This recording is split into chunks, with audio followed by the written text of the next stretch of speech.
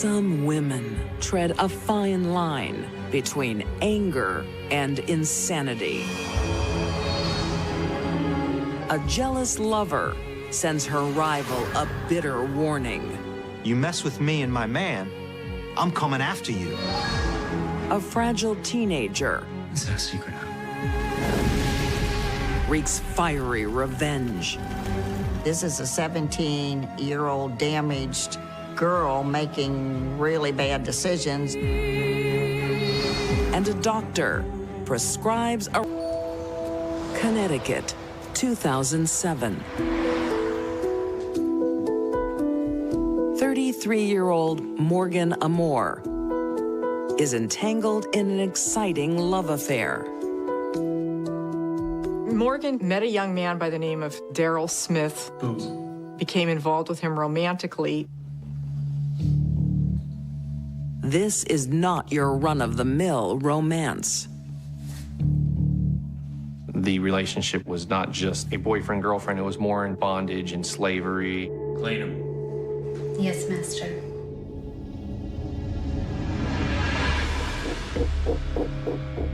She was the slave.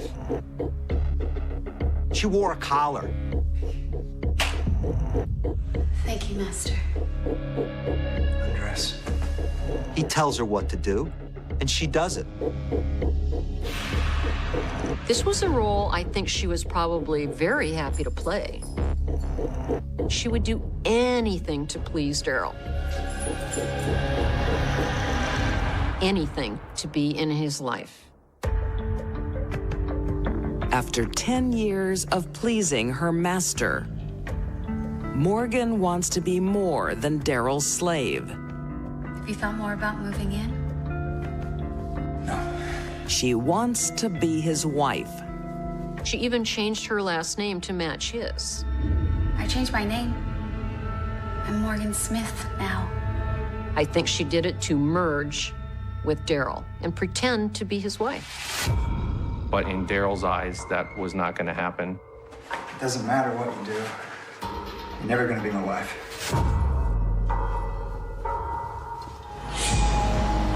Got nothing to do with her anymore. He's just busy. That's okay, Mom. I'm just gonna try my new top.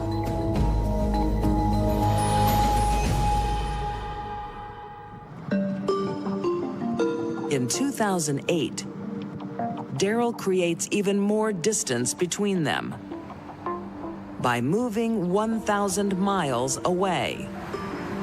In Northport, Florida, he meets someone he will commit to. 44-year-old Andrea Strenko. It was a pretty deep relationship. I mean, they spent a lot of time together. To success. Daryl wants to make a clean break from Morgan. But this slave doesn't want to be freed. It's her again. Hi, is everything all right? I'm moving down to Florida. She wanted to come down and build their life together. But I've told you I don't want you to. He told her several times not to come down to Florida. Please stay up where you're at. Near you. This has nothing to do with her. But she refused. Well, we're moving. She wanted to be closer to him.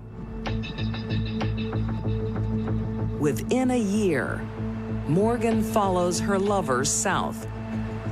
She just one day decided to pack up and drive down with all her worldly belongings in the backseat of the car, and including her daughter. She had this fantasy that her and Daryl and her daughter would be living as a family. Daryl doesn't want to play happy families with Morgan. Here you go. But he has a duty to his daughter. She's your daughter. She needs to see you. Yeah, I know. When Morgan came to town, Daryl and she decided that they were going to spend time together in aid of raising their daughter. Yeah. She's got to see her daddy. Daryl comes up with a satisfying solution. Well, do you two think you can share him? What?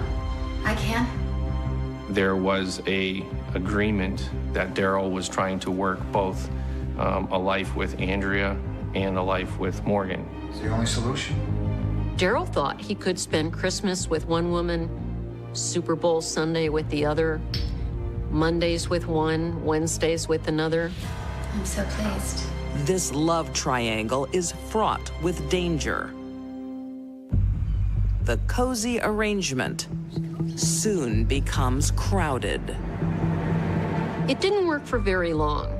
Morgan wasn't happy with it. She asked to meet with Andrea to discuss the situation.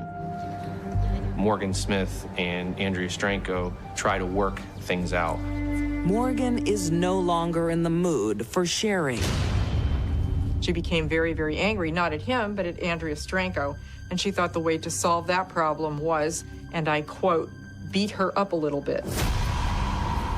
During this conversation, Morgan actually raised the hatchet and hit Andrea on the shoulder. Morgan is sending Andrea a message. You mess with me and my man, you gotta deal with this hatchet. I'm coming after you. Let this be a warning. Andrea is not seriously hurt, but Daryl is furious. That was the final straw. He felt that she was getting out of control. He cuts off all communication with Morgan. This relationship with Daryl defined who she was. Once he said it was over, her whole world, all the air came out of it. She couldn't breathe anymore. Valentine's Day, 2010, in Northport, Florida. Daryl Smith's lawn is littered with love tokens. Daryl woke up in the morning to find several plastic doves in his front yard. The romantic gesture is not from his partner, Andrea, but from his ex-lover, Morgan Smith. She put those in his front yard, telling him that she was pregnant. She was a person who was able to manipulate people and did so very, very well. 36-year-old Morgan is trying to lure Daryl back into her life. But her plan fails. It ended up being false. She was not pregnant. Morgan moves to plan B. March 28th, 2010. Daryl is celebrating his birthday with his 46-year-old girlfriend, Andrea Stranko, and their friends. Daryl Smith and Andrea Stranko were at a neighbor's. It was Daryl's birthday party, and I guess it got rather lively. Out on the street is an unexpected guest. Morgan is outside, in the car, stewing, listening. While she was waiting in the car, she had cracked her window down just enough to hear outside. And she could hear Andrea Stranko yelling and partying. So funny. Daryl, tell Peter the one about the dog. You know the dog? And you know what? This is too much for Morgan to take. Morgan waits patiently for her prey. She worked herself up into such a pitch that by the time Daryl and Andrea left the party and walked next door to Daryl's house, she hopped out of the car with the gun. She just went on total autopilot.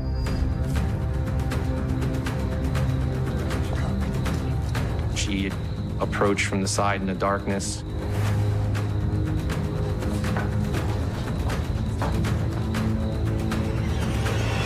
And fired one round.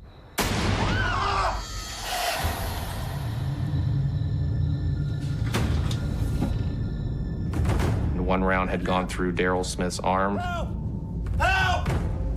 and the buckshot pellets struck Andrea. Andrea! Some of the pellets hit her in the throat and cut her veins and arteries, and she bled to death. If a person wants to make a statement and make sure that their target dies, they would use a shotgun. Morgan doesn't hide from her crime. She was calm, striking enough after what she just did. She was very calm, and she was willing to talk. And she confesses everything, from start to finish, not leaving any detail untold. I think she was proud of what she did. Charged with murder, Morgan Smith pleads not guilty by reason of insanity. She is diagnosed with borderline personality disorder. Morgan Smith has a clinical history of depression, of borderline personality disorder. It's like from the moment she was born, she was headed towards this dark path. Well, do you two think you can share him? Morgan claims her love turned to obsession. Part of borderline personality disorder is that you pull people to you, you cling to people, and you need them desperately. But her troubled mind does not excuse her brutal actions.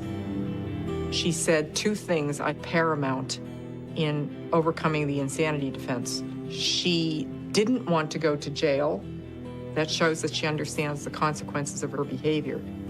And that she didn't want to leave her daughter alone. So she did have a moral compass. In September 2011, a jury convicts Morgan Smith of first-degree murder. The bondage mistress is again robbed of her freedom, sentenced to life in prison. Morgan may have had fantasies of living happily ever after with Daryl and their daughter after Andrea was out of the way, but fantasies are happy thoughts that an individual controls. She was not psychotic. She knew what she was doing, she planned it, and she didn't try to hide from it.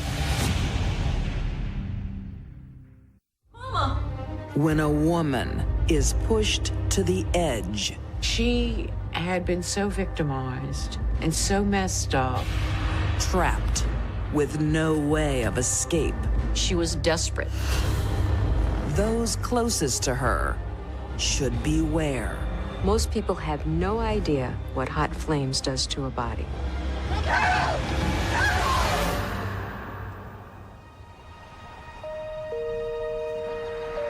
1967, in the rural town of Greenwood, Indiana. 9-year-old Sarah White, Cindy to those who know and love her, vies for the attention of her parents. Cindy was one of 6 children. Her mother was a severe alcoholic. Cindy did not have much love, much attention. When her father, Earl, wants to spend time with her, Hurry up, Cindy. We can't be late for work. Cindy is happy. What good's a girl gonna be? Shut your mouth, boy. She had felt like the special child because he had asked her to accompany her when he was fixing cars. He thought that that was a very special thing. But Cindy is chosen for all the wrong reasons. You tell, and you'll never see your family again. You hear me? From an early age, her father made sexual advances to her. And eventually they progressed to the point of actual vaginal intercourse.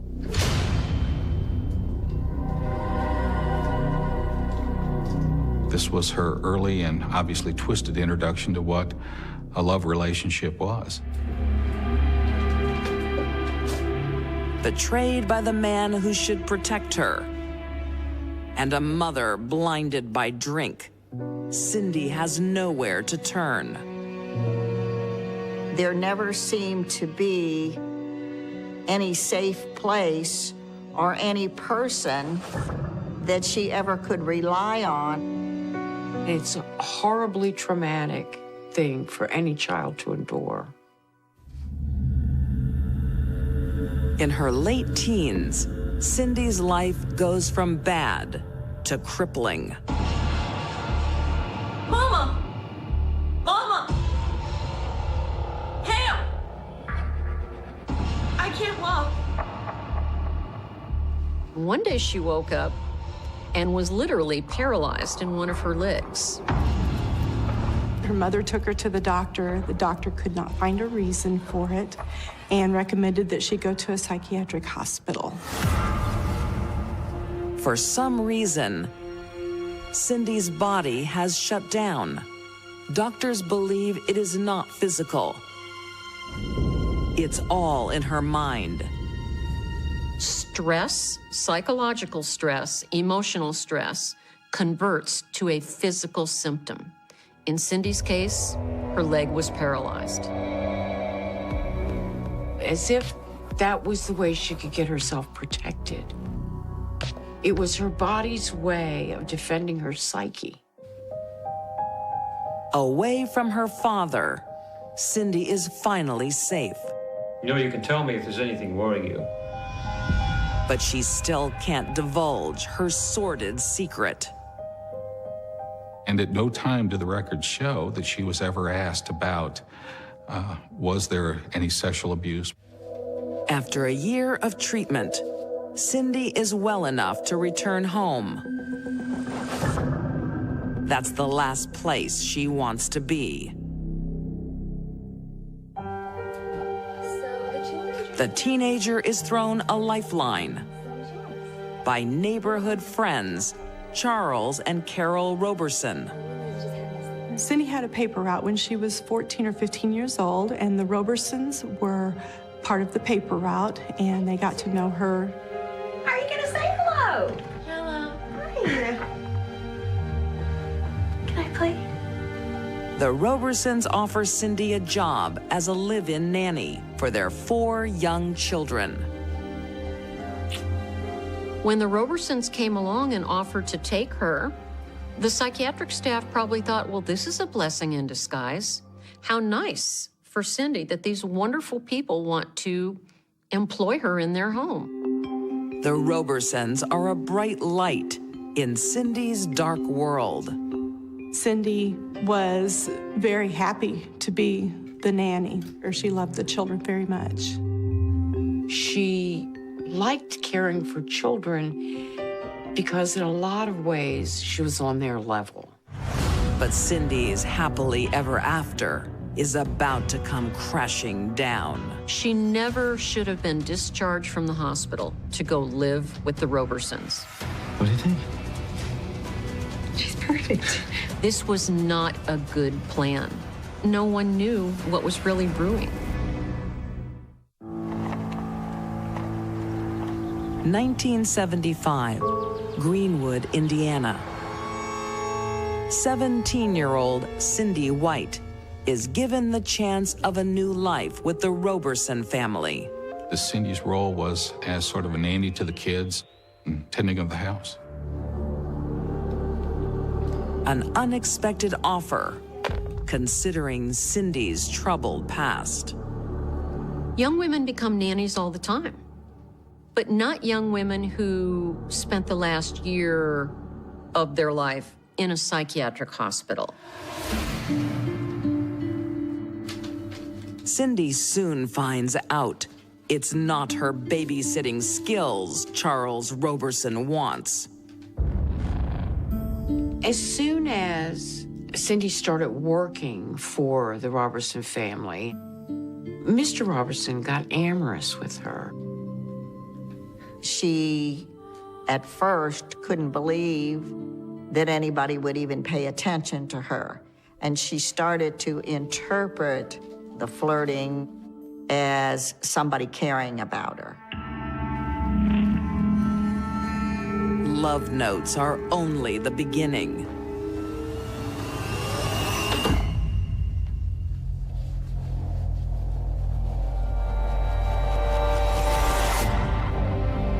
Soon, Cindy's old wounds are reopened. Is that a secret, huh? Yeah. She realized it was wrong when it progressed to molestation on a regular basis, which was no different than what she experienced with her father. I think Cindy was being groomed by... The two of them were jointly involved in. With no one left to trust, the teenager is trapped in this depraved world. She was ashamed. She was victimized. She didn't know what to do. Every person she'd ever gone to for help let her down. There is no way out. Until December 1975, when Cindy forms a plan. Cindy had a conversation with her sister. There had been a fire at the grandmother's. The house burned down. Oh no, is everyone okay? But everybody got out all right. Good. This led Cindy's thinking to the place of saying, that's how I could escape what's happening to me here. If I set a small fire here, it will smoke up this house, and I will be able to leave.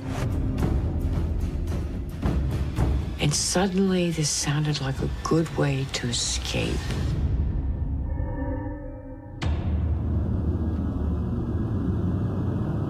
New Year's Eve, 1975. Cindy has made one resolution: to escape her house of horrors. You have to realize this is a 17-year-old damaged girl making really bad decisions. She took some newspaper and crumpled it up and put it behind a recliner in the living room near the Christmas tree and set fire to it.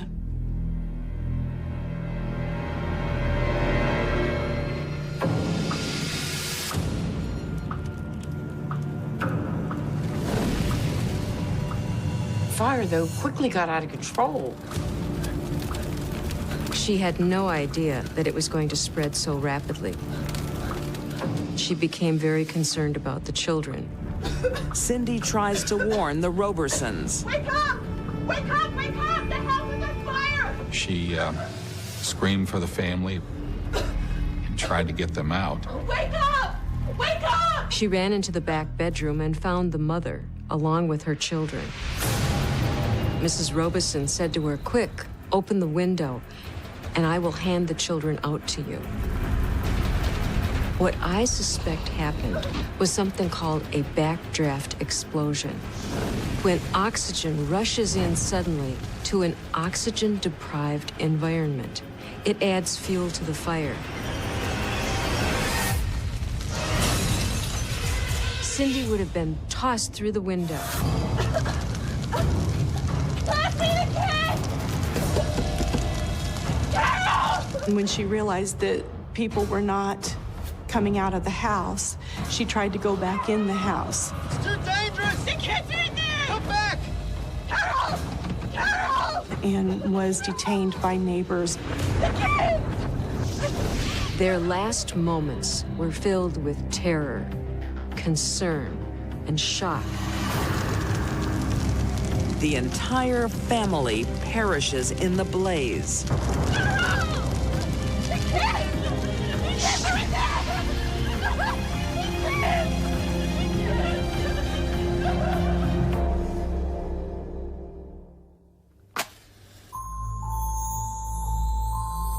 The fire was investigated, and it did not take them long to determine that it was arson. Suspicion falls on the lone survivor. While processing the crime scene, police found Mr. Roberson's wallet. And in the wallet, they found what they called love letters. written by Cindy to Mr. Roberson. You are a beautiful girl. As well as naked photos of her. The police and prosecutors determined that it was an affair gone wrong and that it was a multiple murder motivated by revenge. Cindy is charged with 6 counts of murder. Even on trial, she won't divulge her secret shame. All of Cindy's sexual abuse in her childhood was overlooked. The reasons that Cindy did this were overlooked. In May 1976, Cindy White is convicted of 6 counts of first-degree murder by arson. She is sentenced to 6 concurrent terms of life. The last thing Cindy wanted was for those little children to die. After 10 years behind bars, Cindy finally reveals her secrets, her abusive past. There were 6 lives lost, and she is desperately remorseful about the loss of those lives. It doesn't change her sentence. Cindy White will never be released. Cindy is responsible for setting that house on fire and for those 6 people dying. But many, many other people in Cindy's past, people she trusted and were supposed to take care of her, put the match in her hand. A brilliant mind. Kathleen accomplished a tremendous amount in her life. Can conjure wicked thoughts. She believes she's going to take them to another world. And unspeakable acts. When they peeled the blanket back, they were both dead.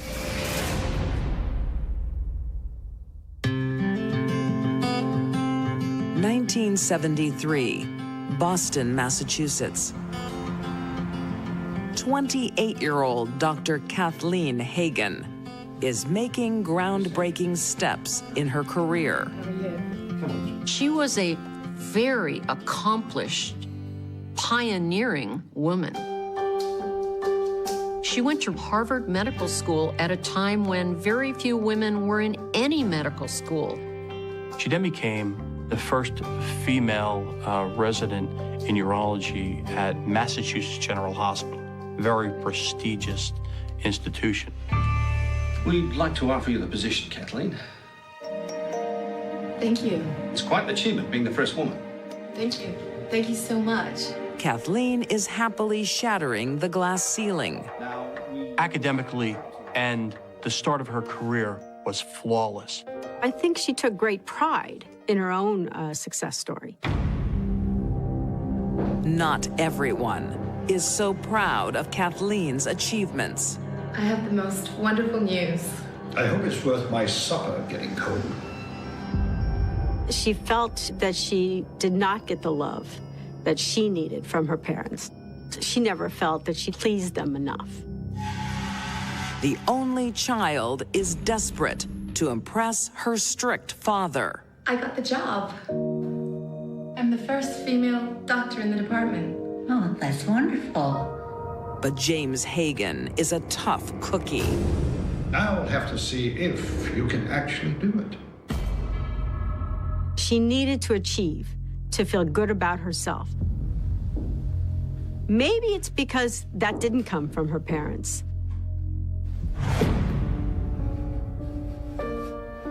Kathleen is all the more determined to succeed. She continues her climb to the top. Kathleen Hagen accomplished a tremendous amount in her life. She rises to the head of the urology department. Kathleen, the meeting started. There are not enough hours. Despite her hectic career, Kathleen still finds time for love. What are you doing here? I thought we could get some lunch. In 1983, she marries handsome engineer William Tyrell. I wish. You can walk me to my meeting. Pleasure. She is certainly trying to juggle a lot of balls, so to speak, in her personal life. Their joy is short-lived. As the stress builds up, Kathleen comes crashing down.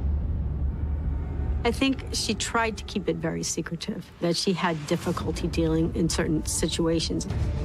The doctor is now a patient. She was diagnosed in adulthood with a severe mental illness, bipolar disorder.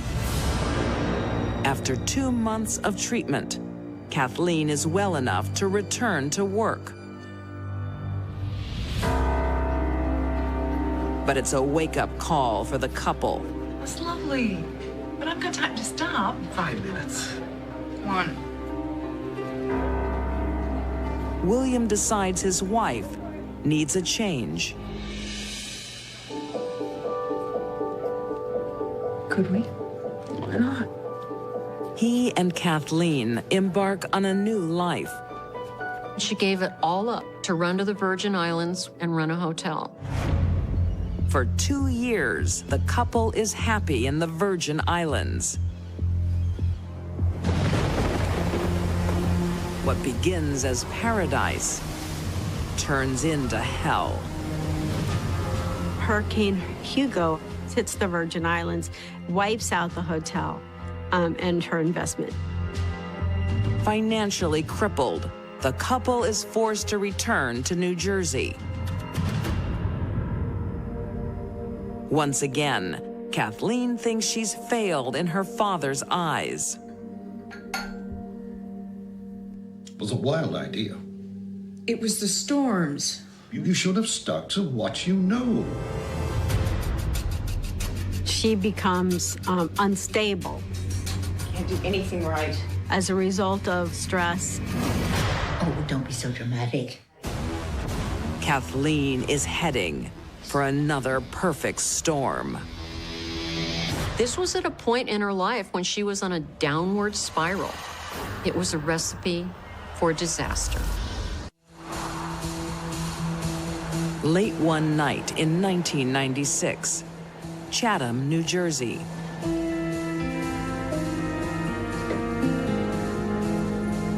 Kathleen Hagen is all dressed up for her husband's birthday. I'm here for my husband's birthday. You know William? She decided to go to a bar that he frequented. And she said she was going to strip and dance on the bar. But this birthday party is all in her mind.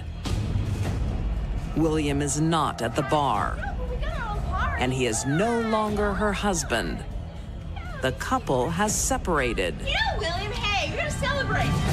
Kathleen's mental illness is taking over.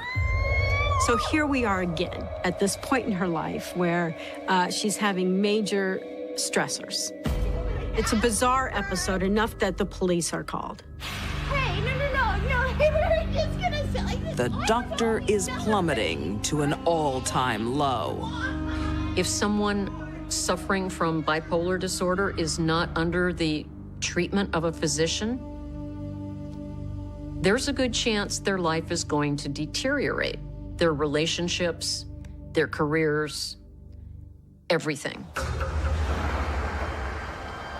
By 1999, Kathleen is divorced and unemployed. The 53-year-old must move back in with her aging parents. James and Idella give their daughter an icy reception. It was Mrs. Hagen's birthday, and the doctor said, "Mom, I'd like to make you a cake." I'm gonna make you a birthday cake. I don't want one. Don't bother. Mom, it's a gift. And she said, "I'll throw that cake on the floor if you make it." I'll throw it on the floor if you do. That was very upsetting to her, that her mother would say something like that to her. She was really hoping that they would accept her and show, I think, some more loving toward her, but it didn't happen. The former shining light of the medical world is reclusive, irrational, and living in her parents' basement. She's not sleeping, she's not eating. Insomnia can contribute to someone in a bipolar mania becoming psychotic, and that's what happened to Kathleen. Kathleen needs intervention, but there is none. When you have someone who's in a psychotic episode, they are in an altered state of reality. They do not know what they're doing or the effect of what they're doing.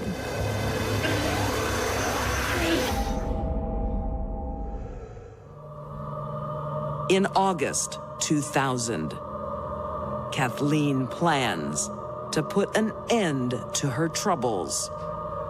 Kathleen had a need that was only expressed when she was psychotic: to kill her parents. It made sense to her at the time. It always does. Her parents were asleep. They each had twin beds in the same room. And she did her father first because she felt he would be stronger and more likely to fight. She put a pillow over his face and she suffocates him.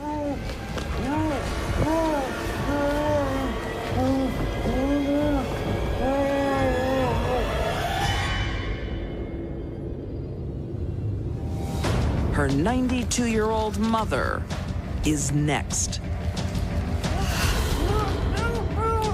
When she was smothering the mother, she stated that the mother's hand was moving while she was doing it.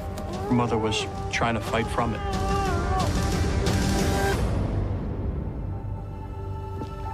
Because of her advanced medical knowledge, she knew how to do it quickly and effectively. And they both died.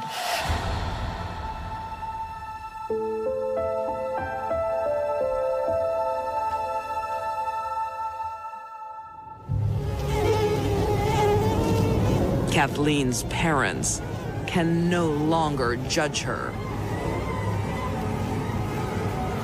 She spends quality time with them. It is estimated she stayed with them possibly 4 to 7 days in the same house. She was out of her mind, delusional. She was hearing voices. She did certain things, including walking backwards, that she could join her parents in the sphere. It sounds like a little girl who wanted to be with the parents who never loved her.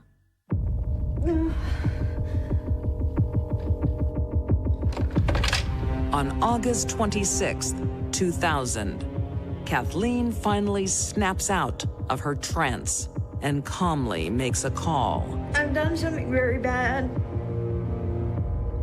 My parents are dead. She called the police directly. It's my fault. And she stated something to the effect of, "It's all my fault." Kathleen is arrested and admits her guilt. Her murder trial is brief. Kathleen was found to be insane at the time she committed the crime. In February 2002, Dr. Kathleen Hagen is found not guilty by reason of insanity and committed to a psychiatric institution. After 6 years, Kathleen is ruled to be free of psychosis and is released. Professionals rule that she doesn't have any more suicidal or homicidal ideations, and she can live back in the community, and I support that. A woman dedicated to saving people, stole the lives of those closest to her. She was unable to cope with their rejection. It's sad enough for a child to grow up believing that they're not loved or appreciated by their parents. It's even sadder that that child becomes afflicted with a severe mental illness and kills their parents and has to live with that. Bipolar disorder destroyed her life. These deadly women were all damaged goods. Morgan Smith was a slave to her obsession. Cindy White's abusive past sparked a senseless crime. And Kathleen Hagen's brilliant career was stifled by a fear of failure. Their minds were tainted, lives were destroyed. The result was the same, whether they were mad or bad. The first sound was not a scream, not a gunshot, not even a crash, but the thin metallic click of a payphone being put back on its hook somewhere off Holloway Road, a sound so ordinary it vanished into the night. And yet by morning it would be replayed in the minds of detectives who did not yet know they were standing at the edge of a cold case that would refuse to die. London, 1987, a city breathing out coal dust and cigarette smoke, neon reflected in wet pavement, sirens threading through tower blocks like nervous whispers, and in a narrow flat above a takeaway that never quite closed, time stopped. When the door was forced open hours later, the room smelled wrong. Not dramatic, not cinematic, just stale air and something faintly metallic, and on the carpet lay a body arranged in a way that suggested haste rather than ritual, as if whoever had been there wanted to leave before the city noticed. The victim was young enough to still be underestimated and old enough to have secrets, a Londoner by paperwork if not by soul, working nights, keeping irregular hours, known to neighbors as quiet, polite, forgettable, the kind of person whose absence registers slowly. Like a missed train you only realize you needed when it's already gone. There were no signs of a struggle that mattered, no overturned furniture, no broken glass glittering like clues, just a life interrupted and a silence that settled heavy over the stairwell. The radio in the kitchen was still on, low volume, a late-night presenter talking about traffic on the North Circular, and detectives would later say that detail bothered them most, because it suggested the violence had slipped into the room without announcing itself. By midday the street was cordoned off, blue and white tape fluttering in the damp air, drawing the attention of passers-by who leaned in with the same curiosity they'd use for a shop window. Word spread quickly, as it always does, faster than facts, faster than names, faster than truth, and by evening the local papers were already sharpening their headlines, the phrase mysterious death doing a lot of work to hide how little anyone actually knew. Officers knocked on doors, notebooks open, asking the same questions in different ways: who had been seen, who had been heard, who had come and gone in the small hours, and the answers were variations of the same shrug, the same uncertainty. The same London habit of minding your own business until it's too late.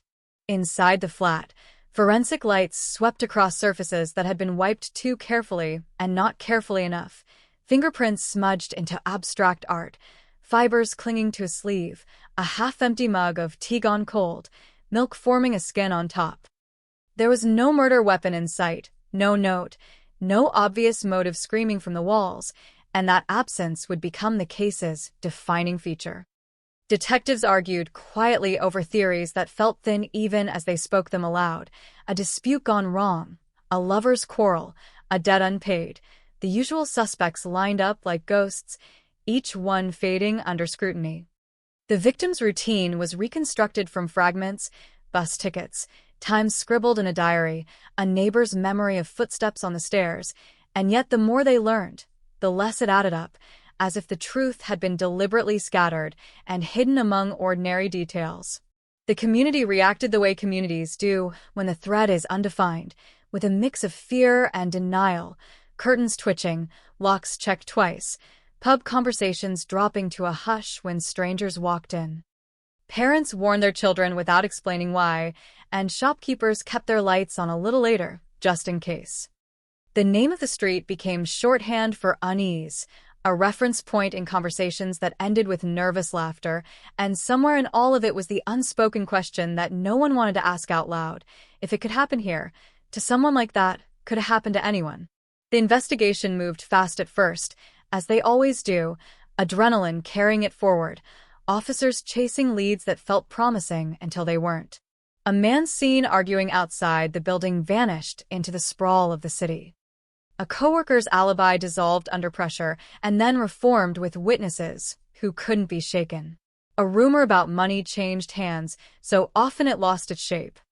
Each lead was logged, each theory tested, each disappointment added another layer of frustration, and weeks turned into months without the satisfying click of answers falling into place. Evidence was boxed, labeled, shelved, the case file thickening into something heavy enough to hurt if it fell. By the time winter came, the flat had been relet, the tape long gone, the memory of flashing lights replaced by new tenants who avoided asking questions, and yet the detectives assigned to the case carried it with them, a low-grade fever that flared whenever a similar crime crossed their desks. They revisited the scene in their minds, replayed interviews, circled back to details that had seemed insignificant at the time, the radio, the mug, the timing of that unanswered phone call logged by the exchange, and each time they came up empty-handed.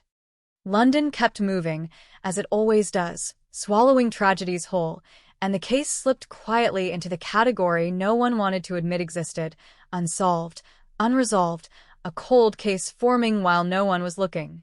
Years passed. The city changed its face, Thatcher's Britain giving way to something sharper, brighter, louder, CCTV blooming on street corners like mechanical flowers, technology promising answers that had once been impossible. The file was pulled out occasionally, dust brushed off, pages reread by fresh eyes that hoped distance might reveal what proximity had hidden, and still the same question sat there, patient and mocking. Who had been there and why? How had they known the victim would be alone? What had gone wrong that night that turned routine into catastrophe? The victim's family aged under the weight of not knowing, birthdays marked by absence, anniversaries by the dull ache of uncertainty, and every phone call from an unknown number carried the same impossible hope.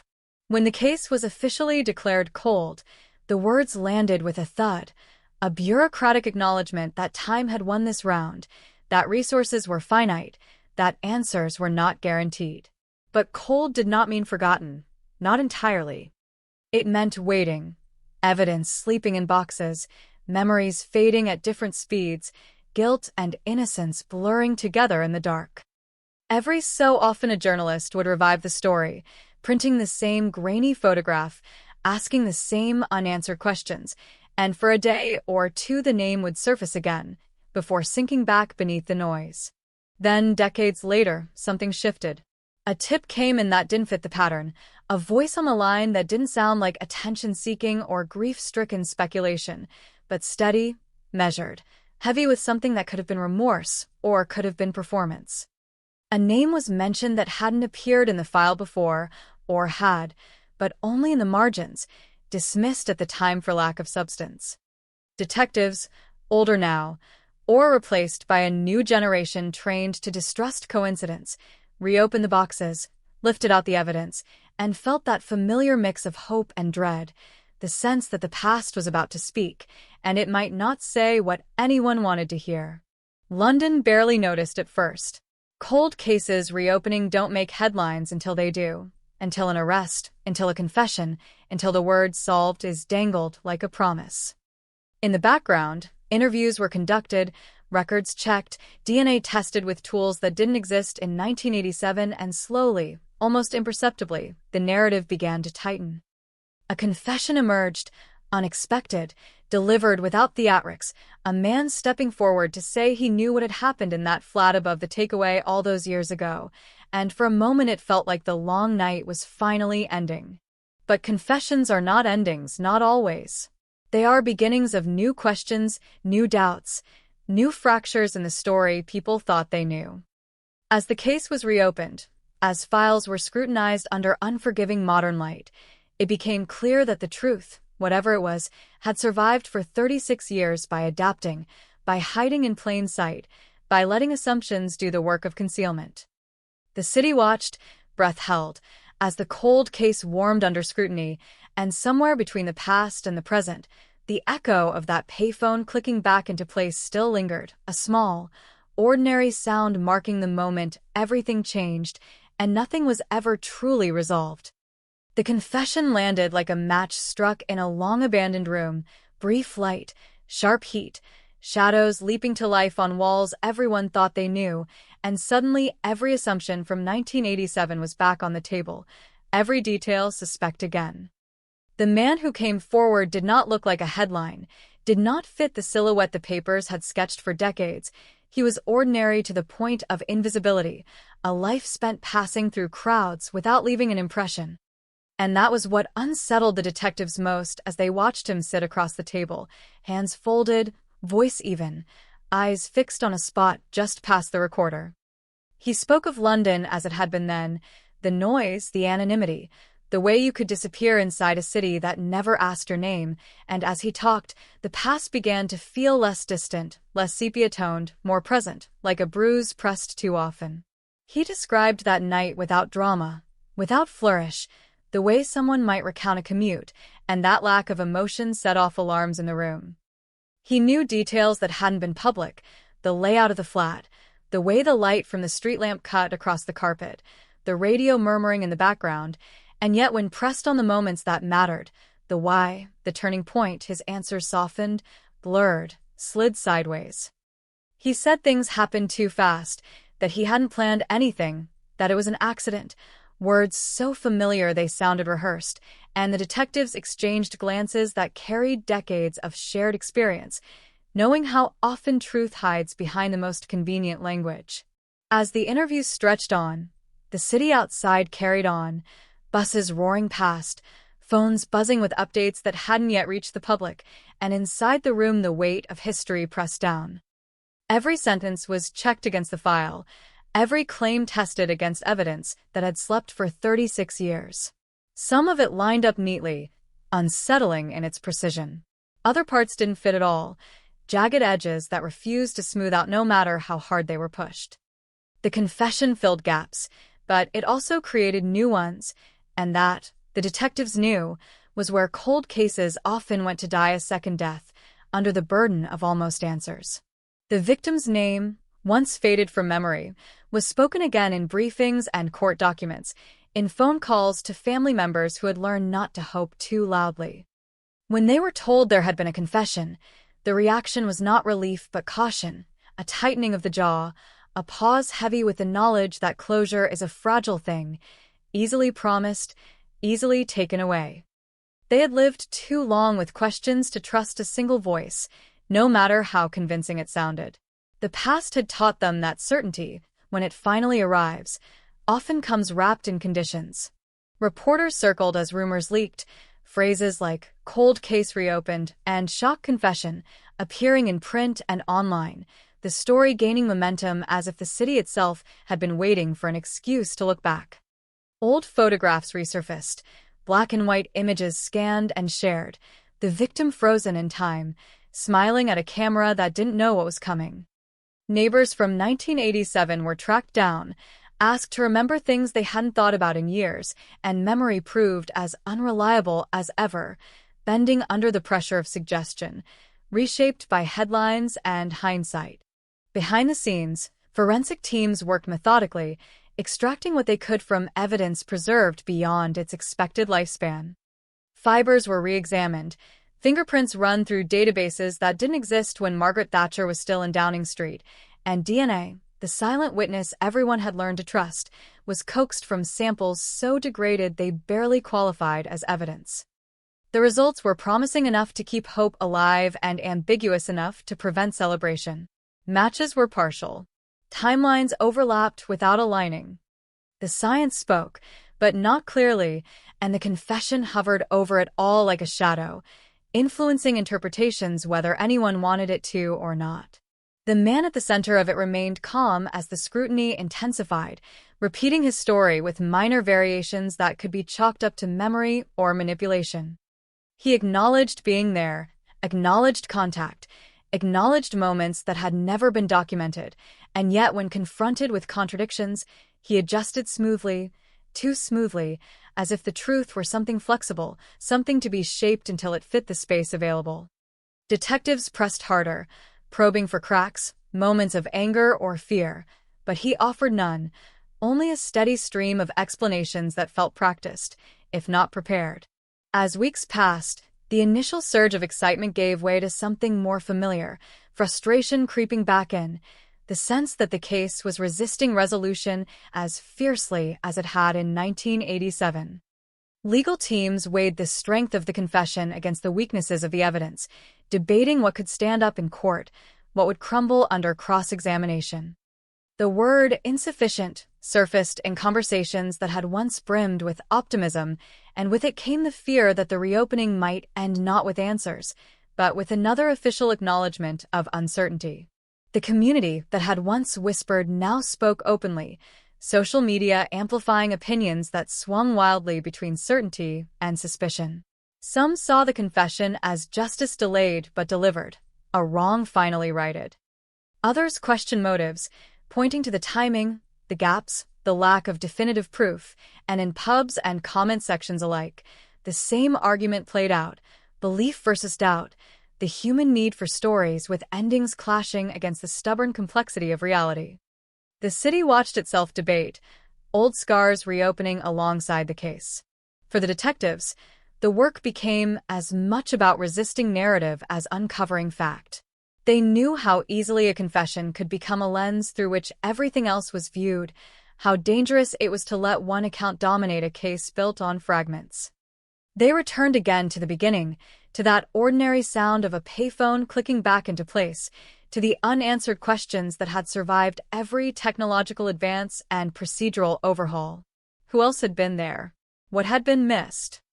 Why the scene felt both disturbed and carefully preserved, as if someone had wanted to erase themselves without erasing what had happened.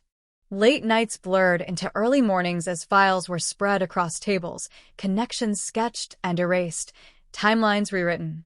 The past felt close enough to touch, and yet just out of reach, like a voice heard through a wall.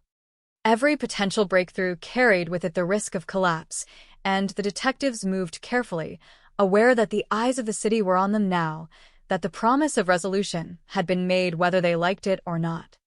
To fail again would not just be a professional disappointment, but a public one, a reopening that led nowhere.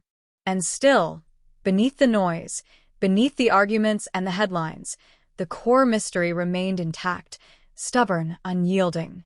The confession had changed the shape of the case without filling it in, adding a new layer of complexity to a story already dense with unanswered questions. As the investigation pushed forward, driven by equal parts determination and doubt, it became clear that whatever truth lay buried in 1987 had learned how to survive attention. The cold case was no longer dormant, but it was far from solved, and as London moved through another season, the echo of that night continued to reverberate, a reminder that some mysteries don't end when someone speaks, but when every silence has finally been understood. The deeper they pushed, the more the case resisted simple geometry, lines refusing to meet no matter how carefully they were drawn. Timelines were pinned to walls, color-coded and annotated. The night of the killings stretched thin, minute by minute, until it felt elastic, capable of accommodating almost anything. The confession was slotted in like a keystone, but instead of stabilizing the arch, it made the structure wobble, weight shifting in uncomfortable ways. Detectives began to notice what the confession did not say, the pauses where specifics should have been, the moments brushed aside as confusion or memory loss, and those absences spoke loudly in rooms where silence had always been suspect. They returned to witnesses long dismissed, voices that had been too soft or too inconsistent to matter in 1987, and found that time had altered them in unexpected ways. Some memories had sharpened, calcified by repetition and regret. Others had softened, blurred by decades of living, But even in their uncertainty, patterns emerged. A neighbor remembered footsteps that didn't match the confessed timeline. A shop owner recalled a face lingering too long in the doorway across the street, a reminder that the city had always been watching, even when it didn't understand what it was seeing. None of it was conclusive. All of it mattered. The flat itself became a character again, revisited by forensic specialists who treated it like an archaeological site, scraping away layers of assumption rather than dust. Renovations over the years had changed its shape, but measurements taken from old photographs and council records allowed them to reconstruct the space as it had been. The angles of light, the distances between doorways, the way sound traveled through thin walls. Experiments were run, footsteps timed, voices raised and muffled, and slowly a picture formed that complicated everything the confession claimed. Certain actions would have been difficult to hide. Certain sounds should have carried. The radio, once a footnote, returned to prominence, its volume setting questioned, its timing scrutinized, its presence no longer benign. As the case grew louder, the man who had confessed grew quieter, his cooperation steady but limited, his answers increasingly careful. Legal counsel appeared more frequently, conversation shortened, and the dynamic shifted from exploration to negotiation. Detectives felt the window narrowing, the moment when curiosity would be replaced by strategy, and they pushed where they could, aware that every question asked now might be the last answered freely. They pressed on motive again, on the relationship between the man and the victim, on how two lives had intersected so fatally, and the answers, when they came, felt borrowed, shaped by what the case needed rather than what had actually happened. Outside the interview rooms, the story took on a life of its own. Headlines hardened into narratives, timelines simplified for consumption, the confession treated as fact by some, as manipulation by others. Armchair detectives dissected every detail. Podcasts sprang up overnight, each promising to uncover what the police had missed, and in the noise, nuance was flattened, doubt framed as incompetence or conspiracy.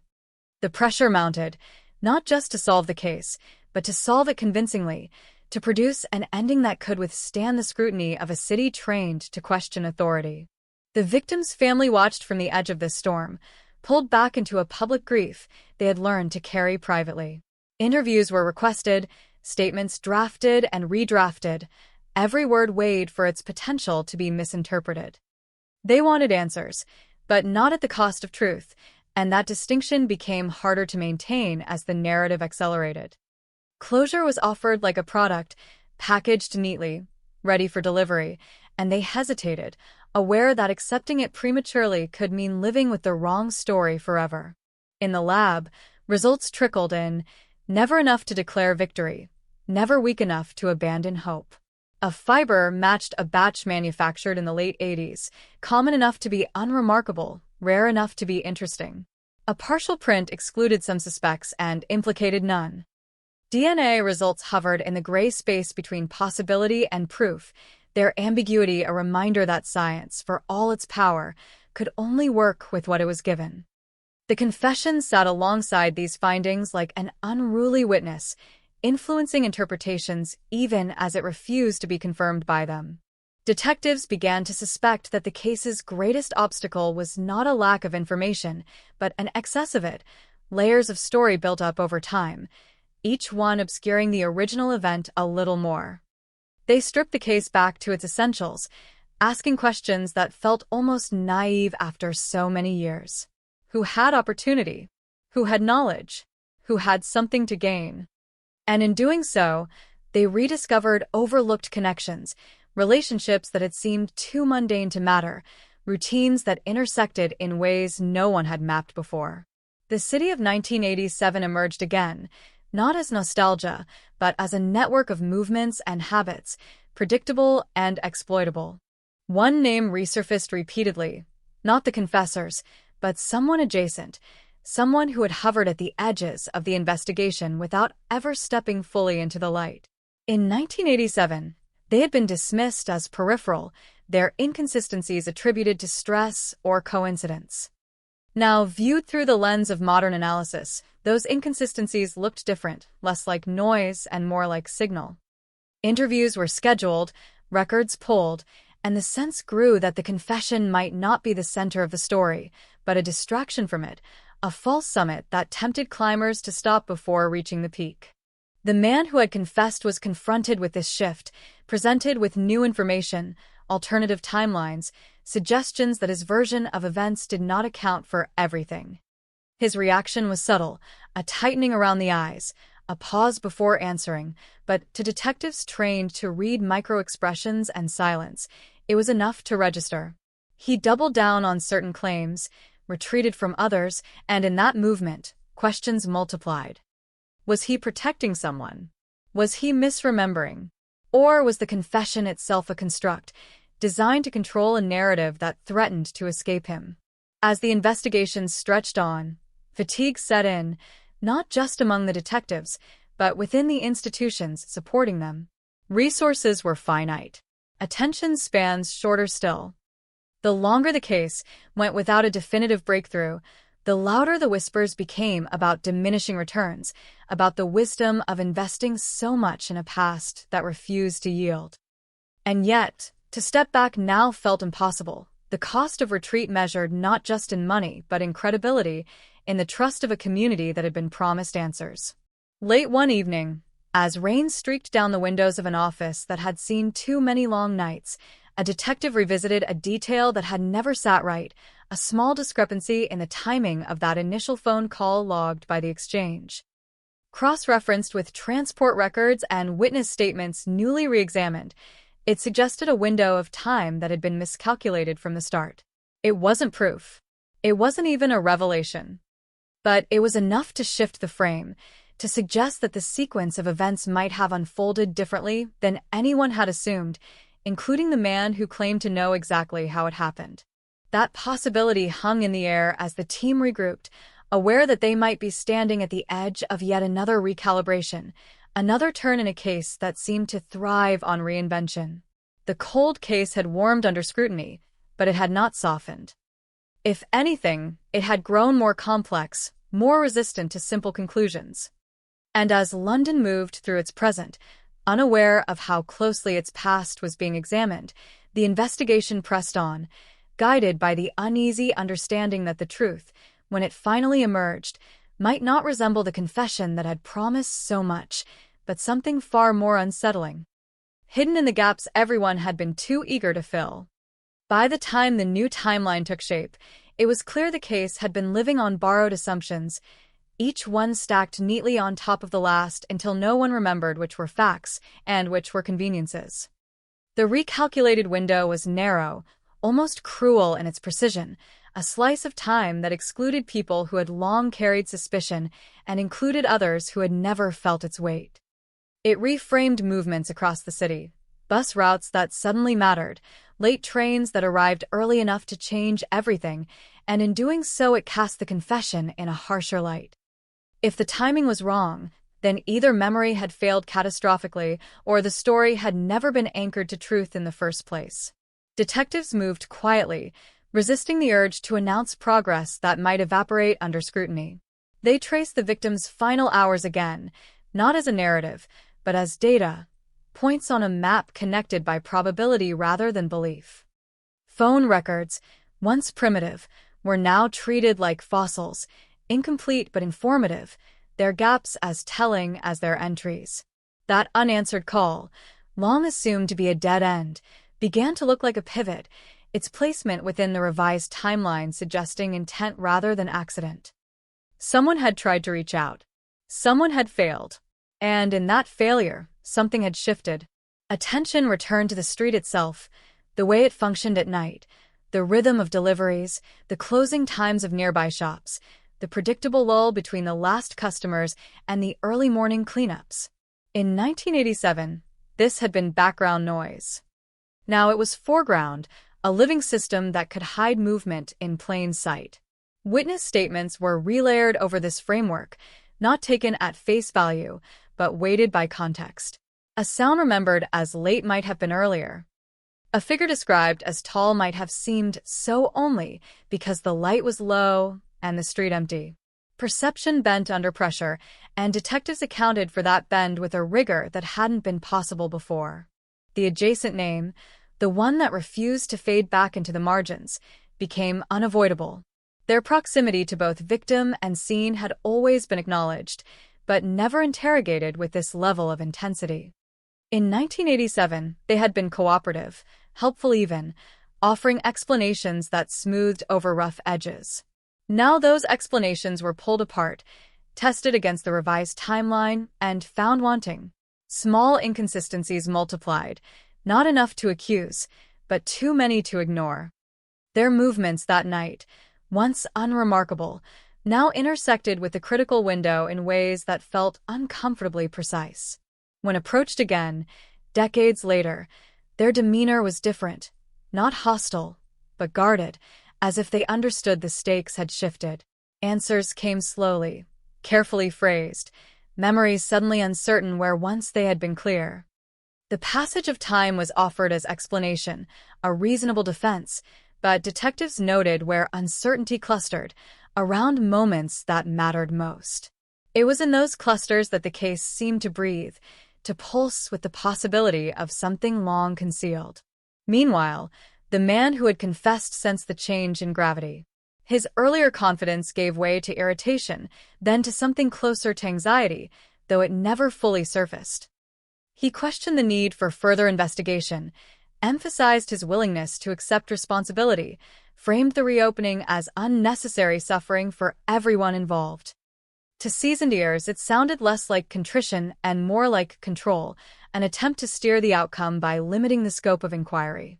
Confessions, detectives knew, could be weapons as much as admissions, tools used to shape truth rather than reveal it. Legal considerations tightened their grip on the process. Every interview was now conducted with an awareness of how easily missteps could unravel months of work. The possibility loomed that the confession, flawed as it appeared, might still be the strongest element available, a paradox that threatened to trap the case between doubt and insufficiency. Prosecutors weighed options, discussed thresholds, argued over whether ambiguity could ever be overcome by narrative coherence. The question was no longer just who had done it, but whether the system could prove anything at all. Public patience thinned. The story that had once promised resolution now delivered complexity, and complexity does not trend well. Accusations of incompetence surfaced alongside conspiracy theories, each feeding off the other. Some insisted the confession was being undermined deliberately, others that it was a convenient distraction from institutional failure. The noise was relentless, and through it all, the victim's name was repeated, invoked, sometimes forgotten in favor of personalities and speculation. Justice, abstract and demanding, hovered just out of reach. In quieter moments, detectives returned to the emotional core of the case, the human cost obscured by process. They reviewed photographs not for clues, but for reminders, a way to ground their work in something more substantial than paperwork. They listened again to old tapes, voices crackling with static, the urgency of 1987 bleeding through despite technological decay. Those voices carried fear, confusion, determination, and above all, a belief that the truth was close, closer than it would ever feel again. That belief became both inspiration and burden. A breakthrough seemed imminent when a previously overlooked document surfaced, a mundane record misfiled decades earlier. It placed the adjacent figure in a location they had not acknowledged, at a time they had claimed to be elsewhere. The discrepancy was small, but it aligned with the revised timeline with unnerving elegance. Cross-checks confirmed its authenticity, and for a moment, the room held its breath. This was not proof, not yet, but it was a thread, and in a case like this, threads were everything. The response was swift. Interviews were rescheduled. Questions sharpened. The adjacent figure was confronted with the document, their reaction measured in microseconds and muscle tension. Denial came first, then recalibration, an attempt to reconcile memory with record. The explanation offered was plausible enough to avoid immediate collapse, but it added weight to a pattern already under strain. The sense grew that the truth was no longer hiding behind a single narrative, but distributed across several, each incomplete on its own, each necessary to understand the whole. As autumn edged into winter, mirroring the season of the original crime, the case settled into a tense equilibrium. No arrests, no announcements, just the slow accumulation of pressure, the kind that reshapes outcomes quietly, without spectacle. The cold case, once thought dormant, now felt volatile, capable of change at any moment. And somewhere beneath the layers of confession, denial, memory, and evidence, the original event waited, unchanged by attention, patient, its reality intact and indifferent to how long it took to be understood. The pressure did not break things open so much as it compressed them, forcing truths closer together until distinctions blurred. Investigators began to speak less in terms of suspects and more in terms of systems, of how people moved through each other's lives, how chance encounters could be mistaken for design, and how design could hide inside routine. The adjacent figure was no longer an anomaly but a node, a point where paths crossed more often than coincidence would allow. Every interaction they'd had with the victim was re-examined, stripped of narrative and reduced to sequence, and in that reduction something unsettling emerged, a familiarity that had never been fully acknowledged, a comfort with proximity that suggested more than casual acquaintance. Old employment records were unearthed, handwritten ledgers from businesses long shuttered, and they told a story of overlapping schedules and shared spaces. Nothing dramatic, nothing illegal. Just enough contact to erode the idea that the victim's life had been isolated, just enough to suggest access without force, entry without alarm. The flat above the takeaway began to look less like a private refuge and more like a waypoint, a place people passed through without drawing attention, and that reframing altered everything. The lack of struggle no longer felt puzzling. The radio playing softly no longer felt accidental. Familiarity had its own violence, quiet and efficient. The confession, when revisited in this light, read differently. Statements that had seemed detailed now appeared selective. Omissions lined up too neatly with the adjacent figure's movements, as if the narrative had been constructed to occupy space that might otherwise have been examined. Detectives resisted the temptation to declare conspiracy, but they could not ignore the alignment. Confessions, they reminded themselves, do not have to be true to be useful. They only need to be convincing enough to redirect attention, to create an anchor that keeps other possibilities drifting at bay. Financial records added another layer, incomplete but suggestive. Small sums moved between accounts, amounts too minor to trigger alarms, spaced far enough apart to feel incidental. No clear motive emerged, no smoking gun, just the faint outline of obligation, of favors exchanged and remembered. In 1987, such details would have been invisible, lost in a paper trail too vast to follow. Now they formed a constellation, faint but coherent, hinting at pressures that might have converged in that narrow window of time. The adjacent figure's circle widened under scrutiny, acquaintances interviewed, habits mapped, routines compared. People spoke of them as reliable, helpful, the kind of person who noticed when something needed doing and did it without fuss. That reputation, once a shield, now felt ambiguous. Reliability could mean predictability. Helpfulness could mean access. And access, in a case built on the absence of forced entry, was everything. Still, nothing crossed the threshold into certainty, and detectives were careful not to let implication harden into accusation. The man who had confessed grew more distant, his cooperation constrained by legal strategy, his earlier openness replaced by carefully worded statements. When confronted with the evolving theory, he denied coordination, denied knowledge beyond his own account, and emphasized again his willingness to bear responsibility. It was a move that should have simplified matters, but instead complicated them further. Accepting his confession wholesale would mean ignoring the accumulating contradictions. Rejecting it would mean admitting the case was still adrift. The investigation hovered between those poles, suspended by the weight of its own history. Media interest spiked again as whispers of a second angle leaked. Commentators framed it as a twist, a betrayal of expectations, and the public followed, drawn by the promise of revelation. Yet with every new angle came new fatigue.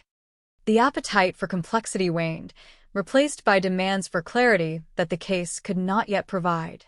In that tension, investigators felt the risk of narrative collapse, the moment when too many possibilities render all of them unbelievable. Behind closed doors, they debated strategy late into the night. Should they press harder on the adjacent figure, risk spooking them into silence? Should they challenge the confession more aggressively, knowing it might be withdrawn entirely?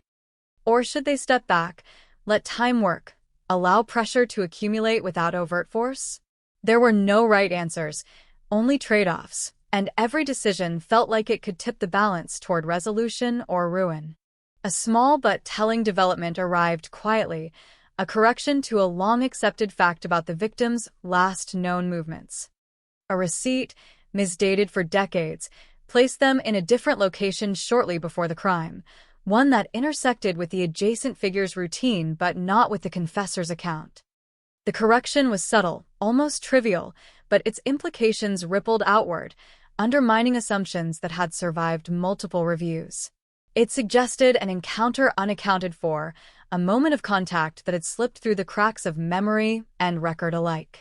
When this was presented, reactions diverged sharply. The adjacent figure struggled to reconcile the new information with their previous statements, offering explanations that grew increasingly complex. The confessor dismissed it as irrelevant, an error blown out of proportion. Detectives listened, noted, compared, and felt the shape of the case shifting again, less like a straight line and more like a knot, tight and resistant, each pull revealing another tangle. As the year edged forward, the investigation entered a phase defined less by discovery than by endurance. Progress was measured in millimeters, not leaps. Morale ebbed and flowed with each small gain and setback. Yet there was a sense, hard to articulate but widely shared, that the case was closer to its core than it had ever been. The layers added over decades were thinning, assumptions shedding under sustained pressure, and what remained was raw, uncomfortable, and unresolved. In the end, Part 5 closed without answers, but with something arguably more valuable, a clearer understanding of what the case was not. It was not a single act explained by a single voice.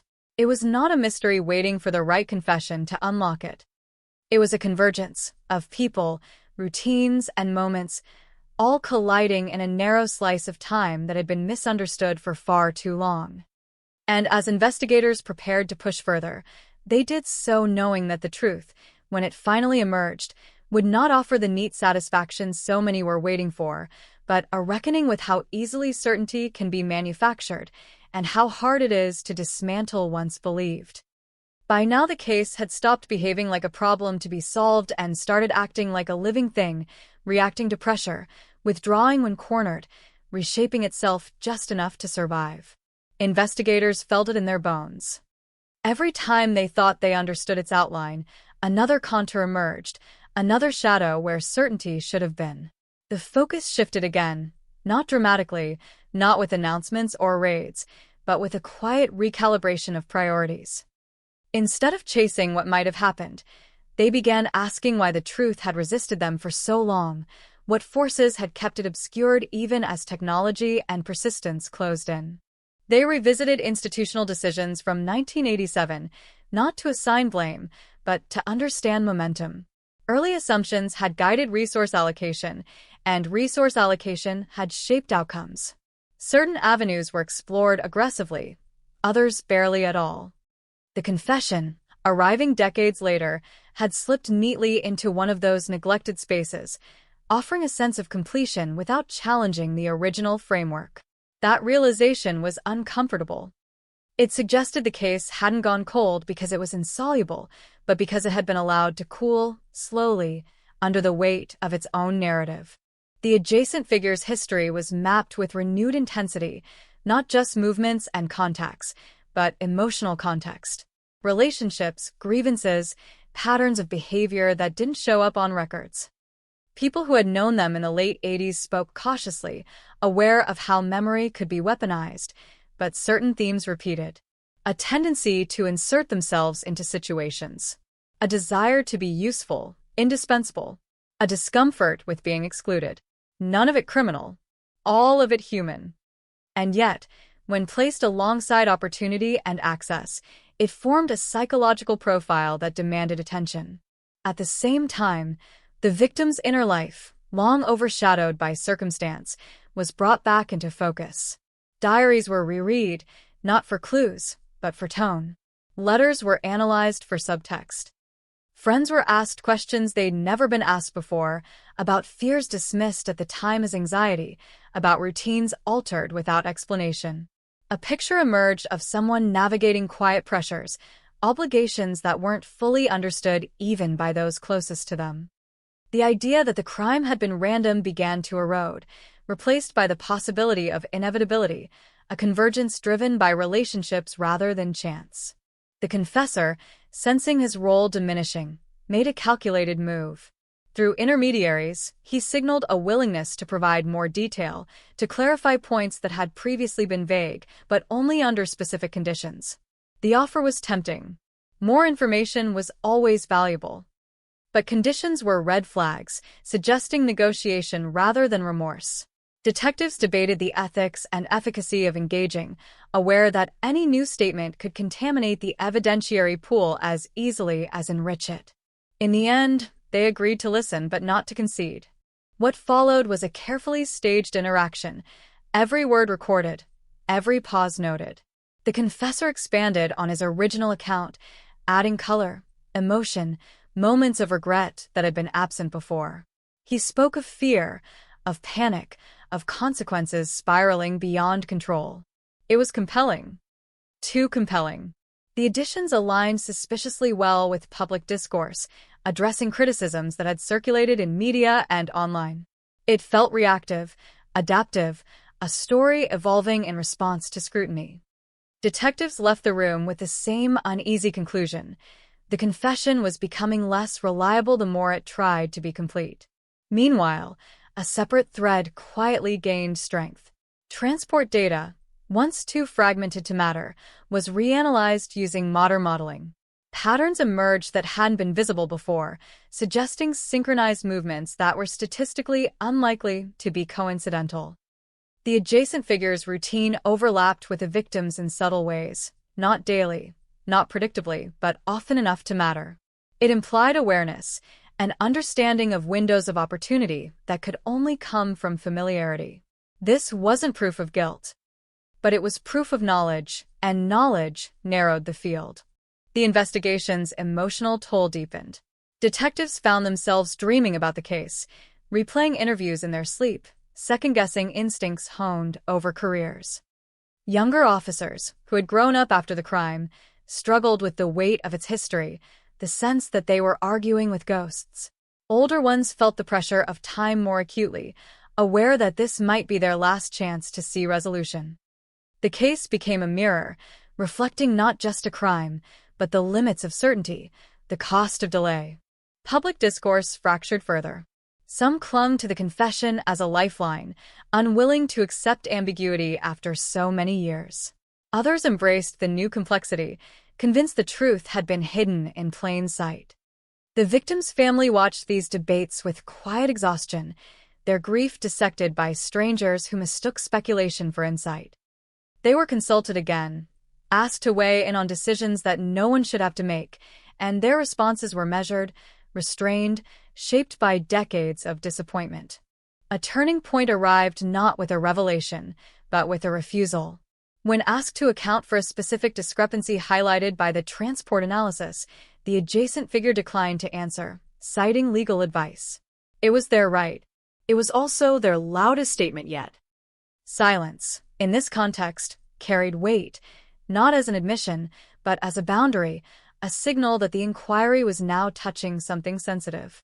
Detectives noted it carefully, resisting the urge to read too much into it, even as they understood its significance. As winter deepened, the case entered a fragile phase. Momentum existed, but so did risk.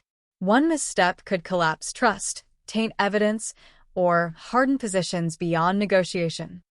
The investigation slowed deliberately, focusing on consolidation rather than expansion, ensuring that every conclusion was supported, every inference defensible. It was painstaking work, the kind that rarely makes headlines, but it was necessary.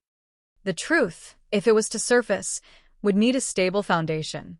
And through it all, the echo of 1987 persisted, a reminder that the crime itself had been brief, almost mundane in its execution, while its consequences stretched across generations.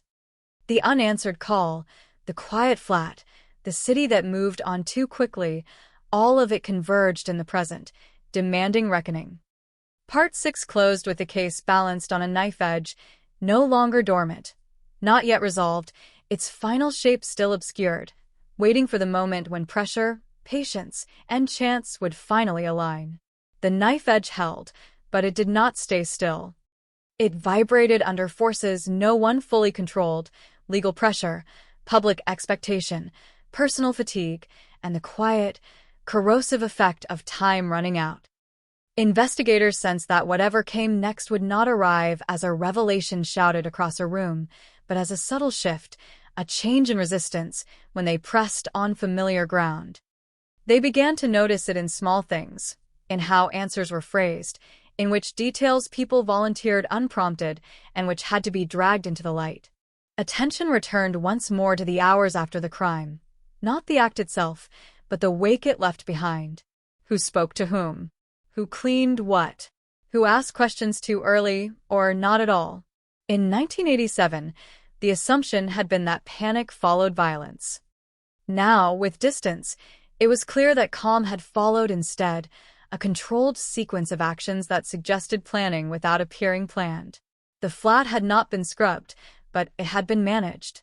Disorder existed, but only where it could be explained away. It was the kind of restraint that came from familiarity, from knowing exactly how much chaos a scene could absorb before it started asking questions. This reframing cast new light on early police activity. Officers had noted nothing overtly suspicious in the immediate aftermath, a fact long cited as evidence of a spontaneous act. Now it read differently.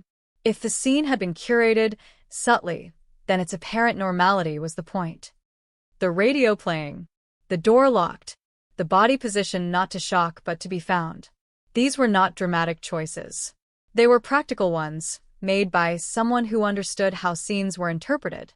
The adjacent figure's behavior in the days following the crime was revisited with this lens. They had checked in, offered help, asked after progress. Actions that once read as concern now felt ambiguous, hovering between empathy and surveillance. Their presence had been constant but unobtrusive, the kind that leaves no obvious trace. Detectives noted how often they appeared at the edges of key moments, not central, never dominant, but always nearby. Proximity, it seemed, had been their defining characteristic. At the same time, the confessor's post-crime behavior was examined more critically. Records showed no visible unraveling, no sudden changes that might accompany guilt or trauma. Life continued. Work continued. Relationships continued. It was not impossible, but it was inconsistent with the narrative he had begun to tell, one of panic and irreversible mistake. The gap between his words and his actions widened under scrutiny, and that gap became impossible to ignore. A new set of interviews was authorized, narrower and more focused than before. Questions were designed not to elicit stories, but reactions. Timelines were presented out of order. Details were challenged indirectly. Investigators watched for hesitation, for recalibration, for the instinctive corrections that betray deeper knowledge. In these sessions, the adjacent figure grew visibly strained, composure slipping just enough to be noticed. The confessor, by contrast, remained composed, almost detached, his emotional responses appearing on cue, then fading just as quickly. One interview, conducted late in the evening, shifted something intangible but profound. Asked about a seemingly irrelevant object from the flat, something never mentioned publicly, the adjacent figure responded too quickly, naming its location with precision. The mistake was minor. It could be explained, but it lodged in the room like a splinter. Knowledge reveals itself not only in what is said, but in how easily it is accessed, and this detail had been too close, too ready. From that moment on, the investigation took on a different tone. Less speculative, more deliberate. Pieces that had felt loosely connected began to cluster. Not into certainty, but into plausibility. The question was no longer whether the adjacent figure might have been involved, but in what capacity, and whether that involvement could ever be demonstrated beyond reasonable doubt. The confession loomed over the shift, both obstacle and opportunity, a narrative that could be used to mask deeper truths or to expose them, depending on how it was handled. Legal strategy adjusted accordingly. Prosecutors emphasized the importance of corroboration, of building a case that could survive not just trial, but the public reckoning that would follow. The risk of pursuing the wrong resolution weighed heavily. A failed prosecution would not just close the case again, it would calcify doubt permanently. The burden of getting it right, after getting it wrong for so long, was immense. Public discourse, sensing movement, sharpened. Language shifted from speculation to anticipation. Commentators spoke of breakthroughs without evidence, of imminent arrests that never came. Each false expectation eroded trust, and investigators felt the walls closing in, not from guilt, but from impatience. The case demanded time, but time was the one thing it was no longer being granted. The victim's family was informed, carefully, of the new direction. Not of conclusions, but of focus. The conversation was heavy, words chosen with precision, acknowledging both progress and uncertainty. Their response was quiet, measured, a reflection of years spent managing hope. They asked one question that cut through everything else, not who, not how, but whether the truth would ever be known, even if the law could not name it. No one answered directly. As spring approached, the investigation stood at a threshold. Evidence had not crystallized, but it had aligned. The shape of the night in 1987 felt closer, its contours sharper, its silences louder. The city outside continued its indifferent rhythm, unaware of how close the past was to intruding again. And within the case, a realization settled, heavy and unavoidable. The ending, when it came, would not be delivered by confession or technology alone, but by a fragile synthesis of memory, motive, and moment, and even then, it might only approximate the truth. Part 7 closed with that understanding hanging in the air, the sense that the case was no longer asking to be solved, but to be interpreted, its meaning as contested as its facts, its resolution dependent not just on what could be proven, but on what could finally be believed. The shift from interpretation to implication was almost imperceptible, but once it happened, there was no going back. Investigators stopped asking what might have happened and started asking what could be demonstrated, a colder, narrower question that stripped the case of romance and left only friction. Evidence was no longer gathered to illuminate the past, but to survive the future, cross-examination, appeal, public skepticism. The case hardened, not into certainty, but into shape. They focused on sequence again, not the broad sweep of the night, but it seems the moments where one action ended and another began. Entry, presence, exit. What had always troubled them now became central, the absence of interruption. No neighbor hearing raised voices. No sudden noise that demanded attention. That kind of silence was not luck. It was compatibility. Whoever had been there fit into the space, into the hour, into the victim's expectations. Violence had arrived disguised as normality. That understanding elevated the importance of trust. Not dramatic trust, not intimacy necessarily, but enough familiarity to lower defenses. Investigators cataloged everyone who possessed it, then eliminated those whose timelines, temperaments, or histories made them implausible. The list shrank. Predictably, uncomfortably, the adjacent figure remained, stubbornly, at its center. A behavioral analyst was brought in, not to profile a killer in the abstract, but to read the investigation itself, to assess where resistance was strongest and why. Their conclusion unsettled the room. The case, they argued, showed signs of narrative displacement, a truth too close to be faced directly, repeatedly diverted into safer explanations. The confession, in this reading, was not an intrusion, but a release valve, a way for the system to exhale without confronting its own blind spots. It was a theory, not evidence, but it resonated. Re-interviews intensified. This time, questions were blunt. Not accusatory, but unavoidably pointed. When asked why certain details had never been volunteered, the adjacent figures cited irrelevance, oversight, the fog of memory. Reasonable answers. Too reasonable. Each one smoothed the surface without addressing what lay beneath. Detectives noted the pattern: defensiveness masked as cooperation, control disguised as helpfulness. Then came the material detail that refused to settle. A trace, insignificant on its own, but persistent.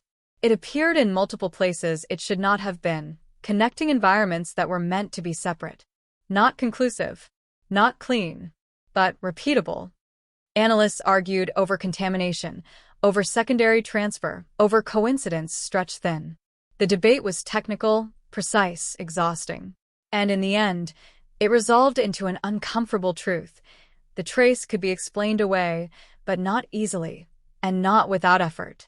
The confessor was confronted with this development indirectly, his response measured against previous reactions. He dismissed it with practiced skepticism, questioned its validity, reframed it as investigative desperation. It was a defensible position. It was also telling. He showed more interest in the mechanics of doubt than in the substance of the finding, more concern with how uncertainty could be leveraged than with what certainty might reveal. Behind closed doors, prosecutors grew cautious. The case, they agreed, was strong in implication and weak in isolation. Each piece made sense in relation to others, but none stood tall alone. Juries, they knew, struggled with that kind of truth. They wanted anchors. They wanted moments. They wanted certainty delivered whole. What this case offered instead was convergence, persuasive but fragile. The risk of collapse loomed larger than ever. If the confession were formally discredited, it could take years of work with it. If it were accepted uncritically, it could bury the deeper truth permanently. The investigation walked a narrowing path between those outcomes, every step deliberate, every decision freighted with consequence. The victim's family was updated again, this time with less ceremony. There was no point in cushioning reality. They were told the truth was closer than ever, and farther than it looked. That resolution might come without a verdict. That answers might arrive incomplete. Their reaction was not anger, but something quieter and harder to bear: recognition.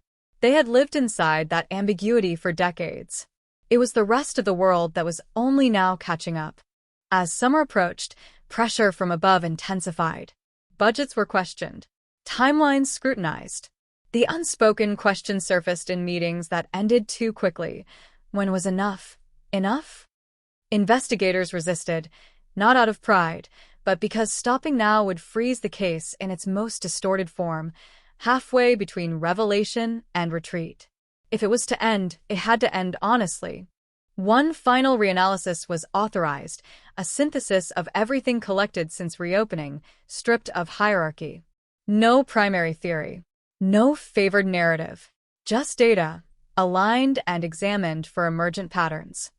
What emerged was not a smoking gun, but a silhouette, consistent, persistent, difficult to ignore.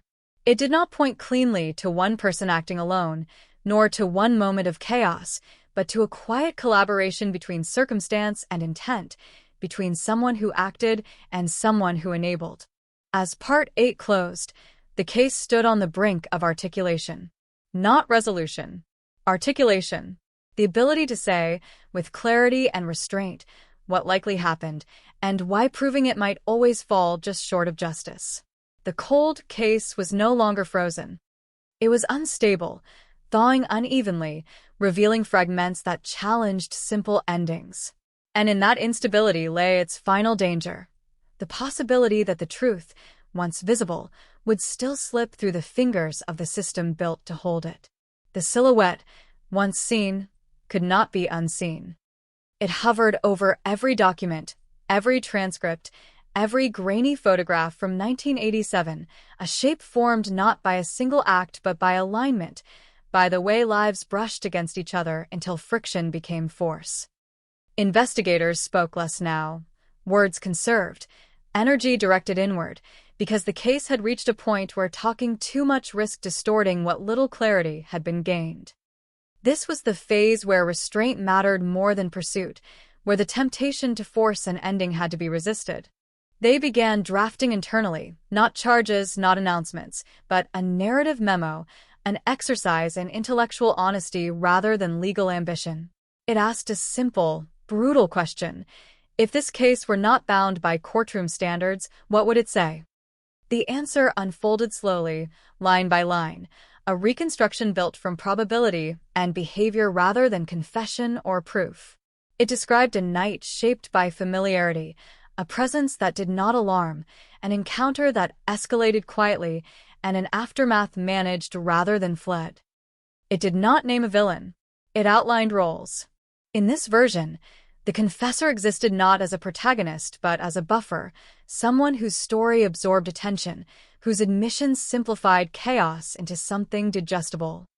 Whether intentional or not, his confession had functioned as insulation, protecting the more uncomfortable truth from exposure. The adjacent figure, in turn, occupied a space of plausible deniability, close enough to matter, distant enough to deflect. Between them lay the crime itself, stripped of myth, reduced to a sequence of choices made under pressure. This internal clarity sharpened external frustration. Prosecutors, presented with the memo, acknowledged its coherence and rejected its utility. It was compelling, they said, but not actionable. Too much inference. Too little isolation. The legal threshold remained unmoved, indifferent to nuance. The system, designed to punish certainty, could not accommodate likelihood, no matter how persuasive.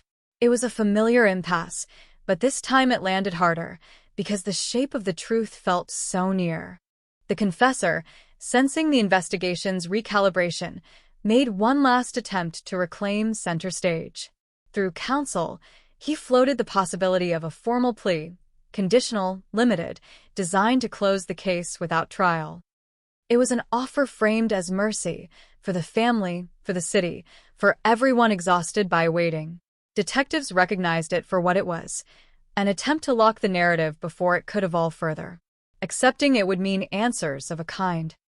Rejecting it would mean prolonging uncertainty indefinitely. The debate was fierce and unresolved.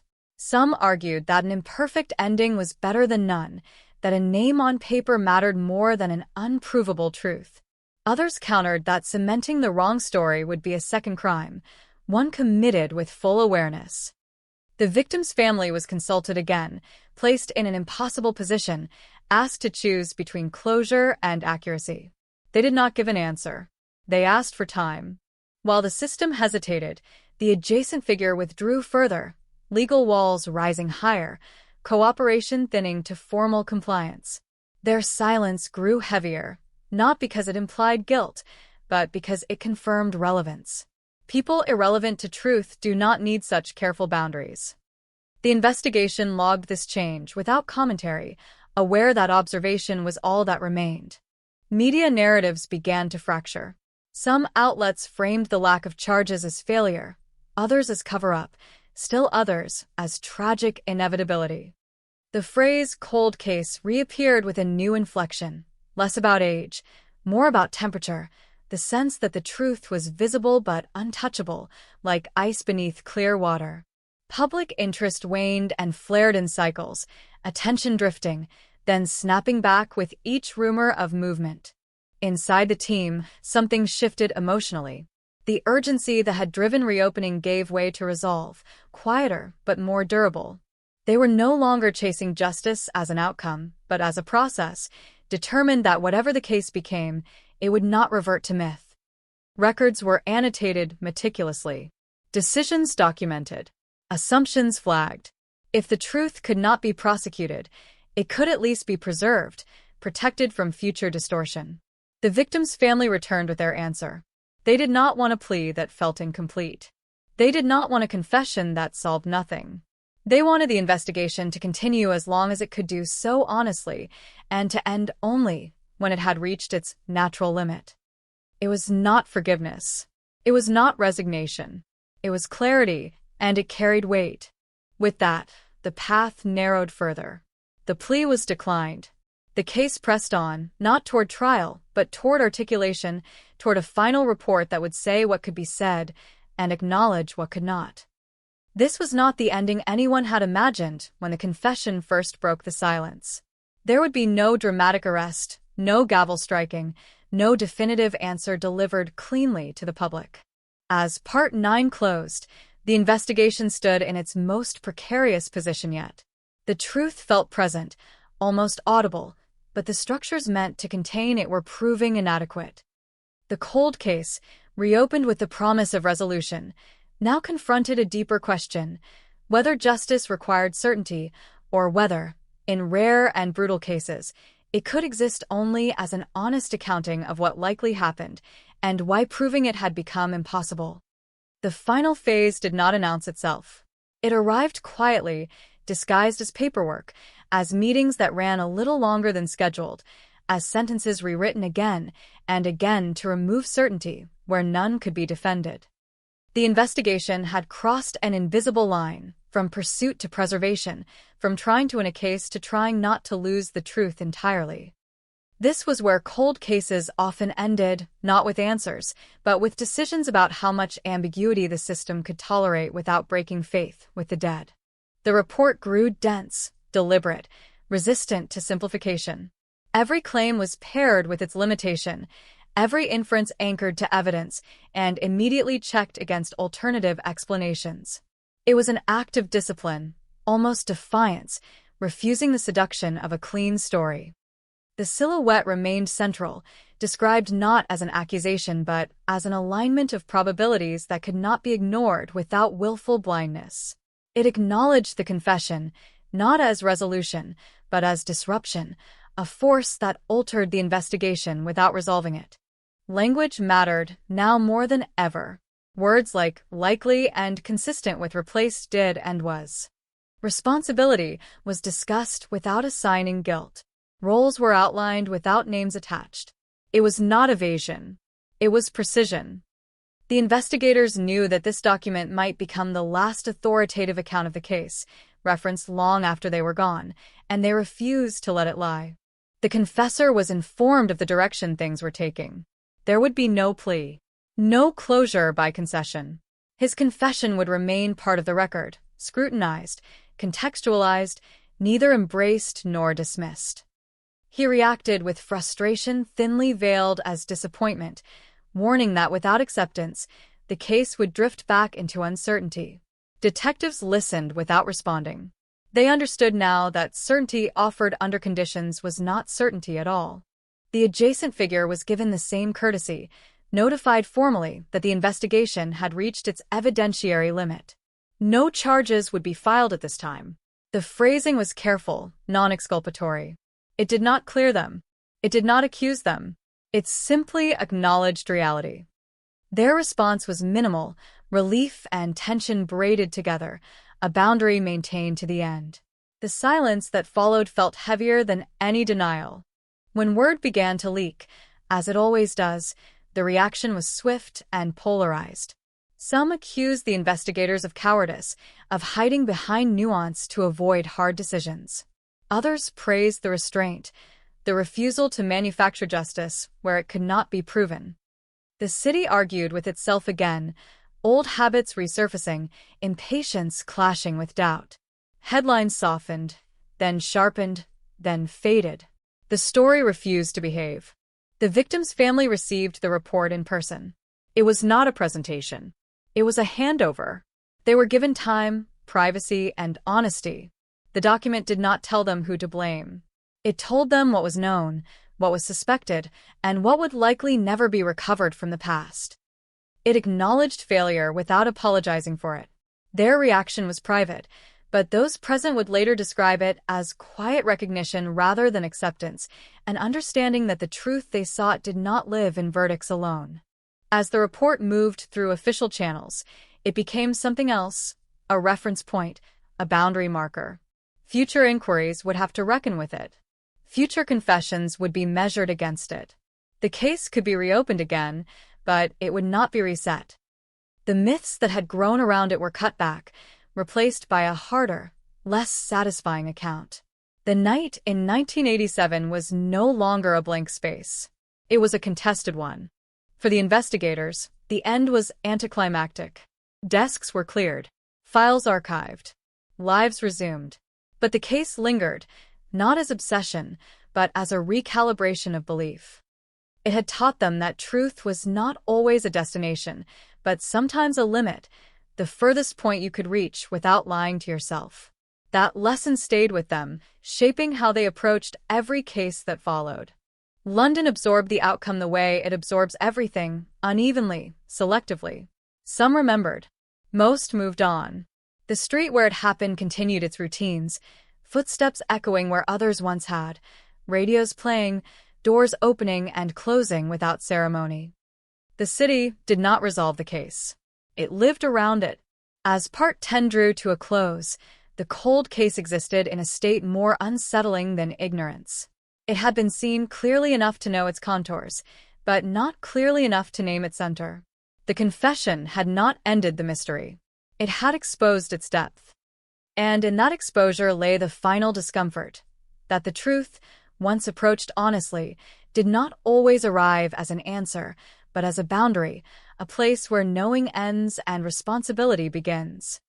The case did not end so much as it receded, pulling back into the city the way fog slips into side streets, still present, just no longer visible from a distance. Officially, it rested.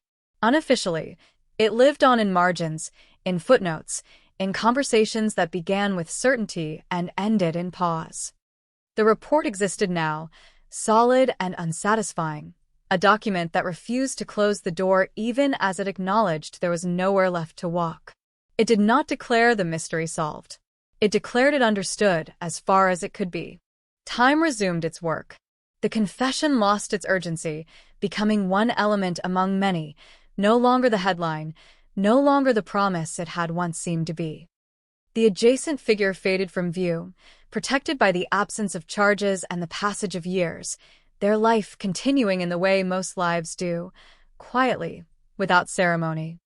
The confessor remained, tethered to his own words, neither vindicated nor condemned, a man defined by a truth he could not fully prove and could not escape.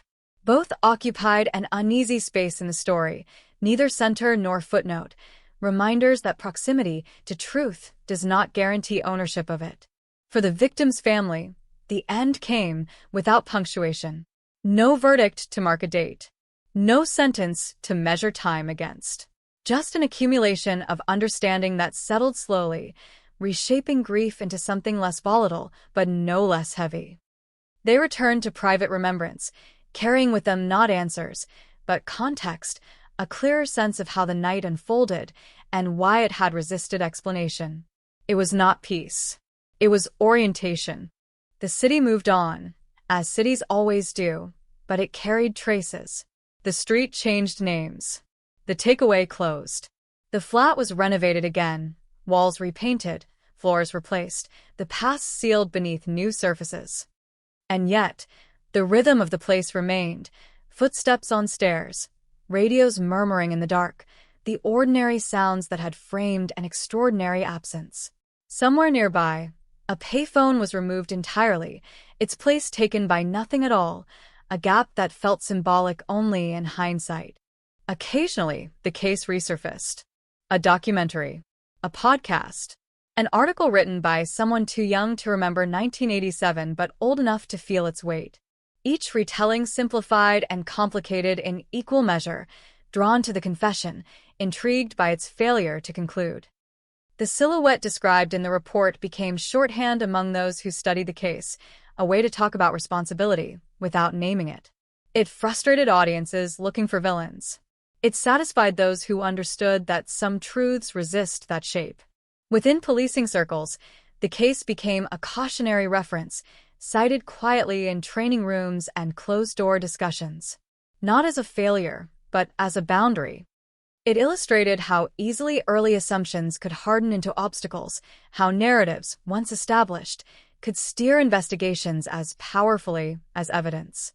It reminded those who listened that reopening a cold case was not about resurrection, but reckoning with the past, with the present, and with the limits of proof. The investigators involved rarely spoke of it publicly.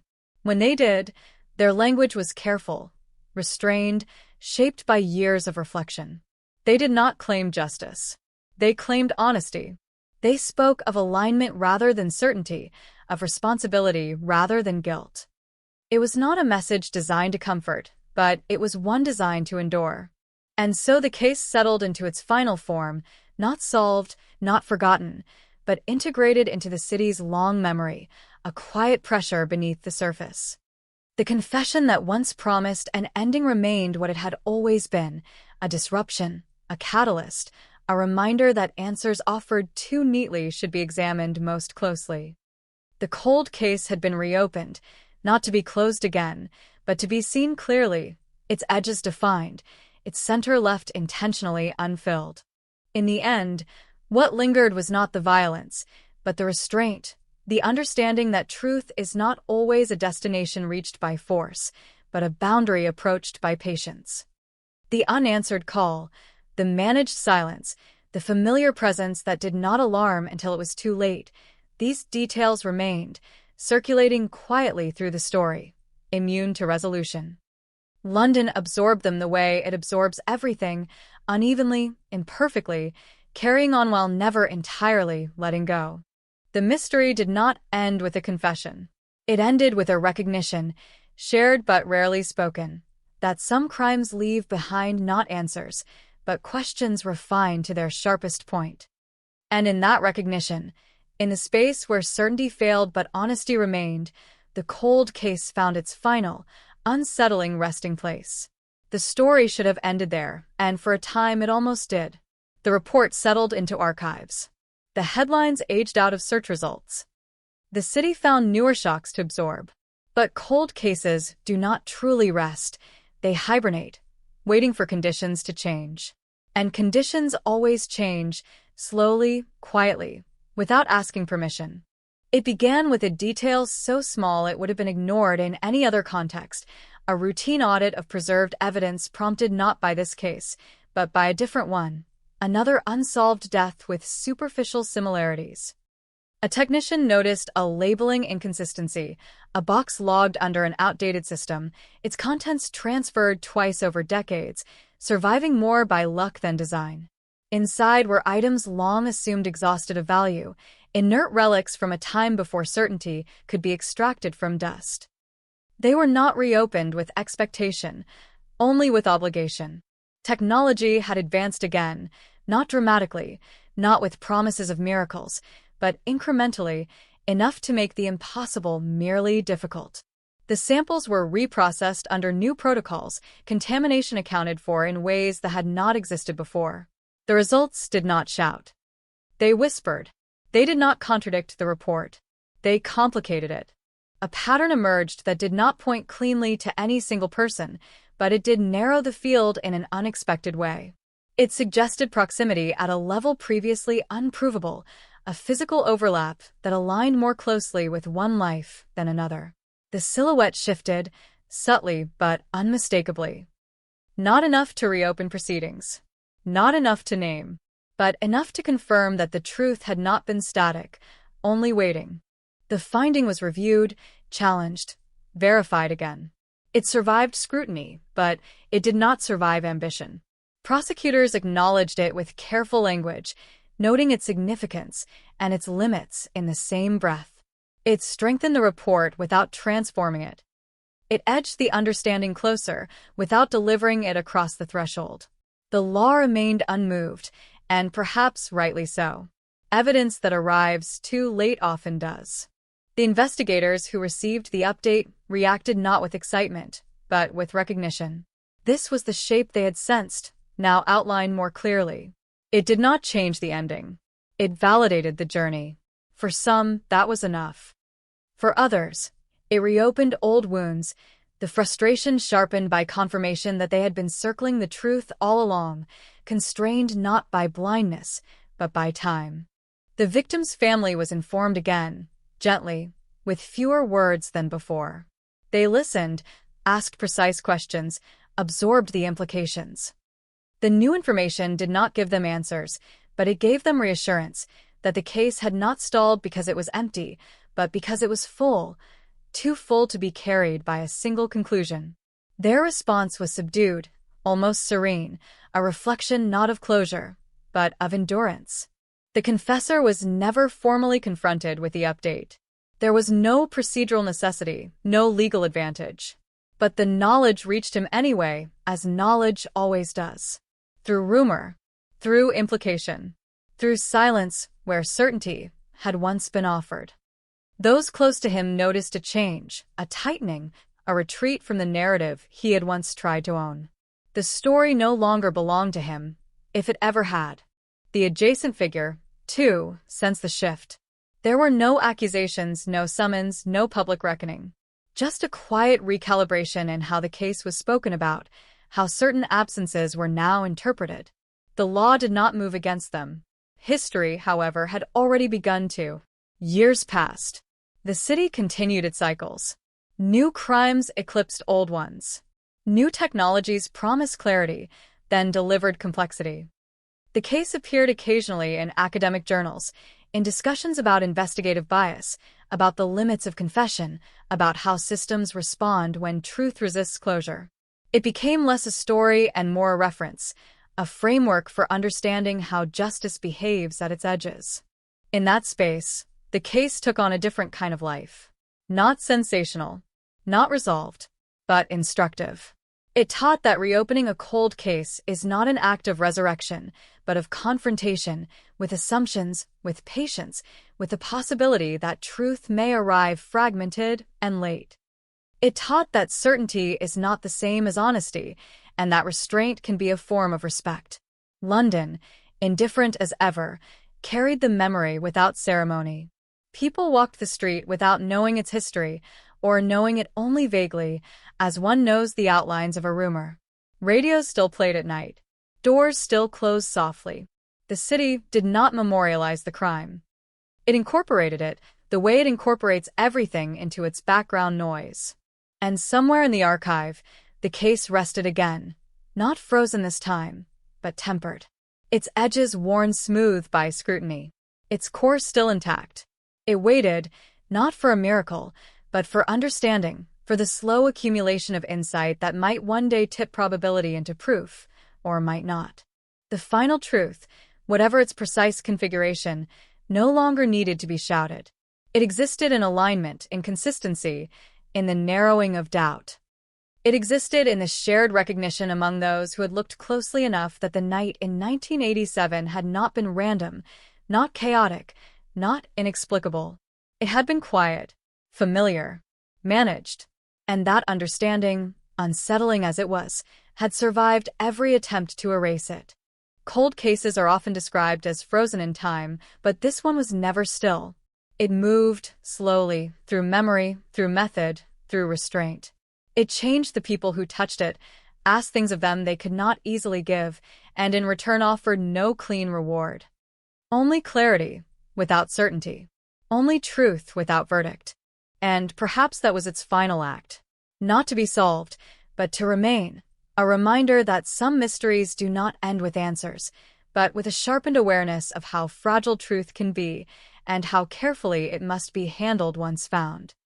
The case no longer belonged to any one moment, any one person, or even any one generation.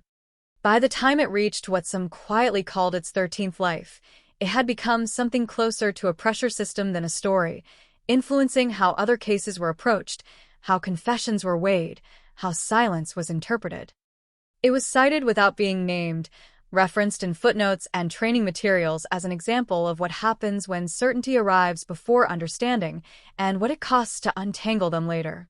A young investigator encountered it for the first time not through headlines or documentaries, but through an internal seminar, a slide showing a timeline riddled with gaps and annotations.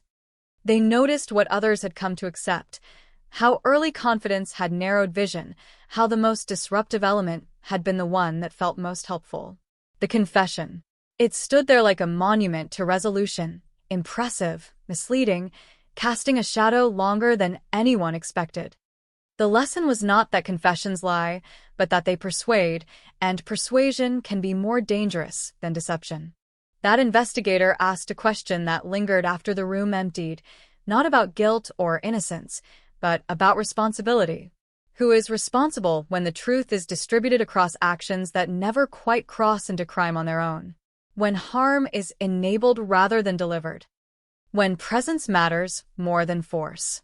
The answer, offered quietly, was unsatisfying and honest. Responsibility does not always condense into a single name. Sometimes it remains a pattern. Outside institutional walls, the case continued its quiet circulation. Someone who had lived on the street in 1987 recognized a detail in a late-night radio segment and felt a chill they couldn't explain. Someone else remembered a face they had dismissed decades earlier and wondered, briefly, if memory itself could be a witness. These moments did not coalesce into action. They dissipated, like breath in cold air. But they added to the case's gravity, the sense that it was still exerting force, however faint.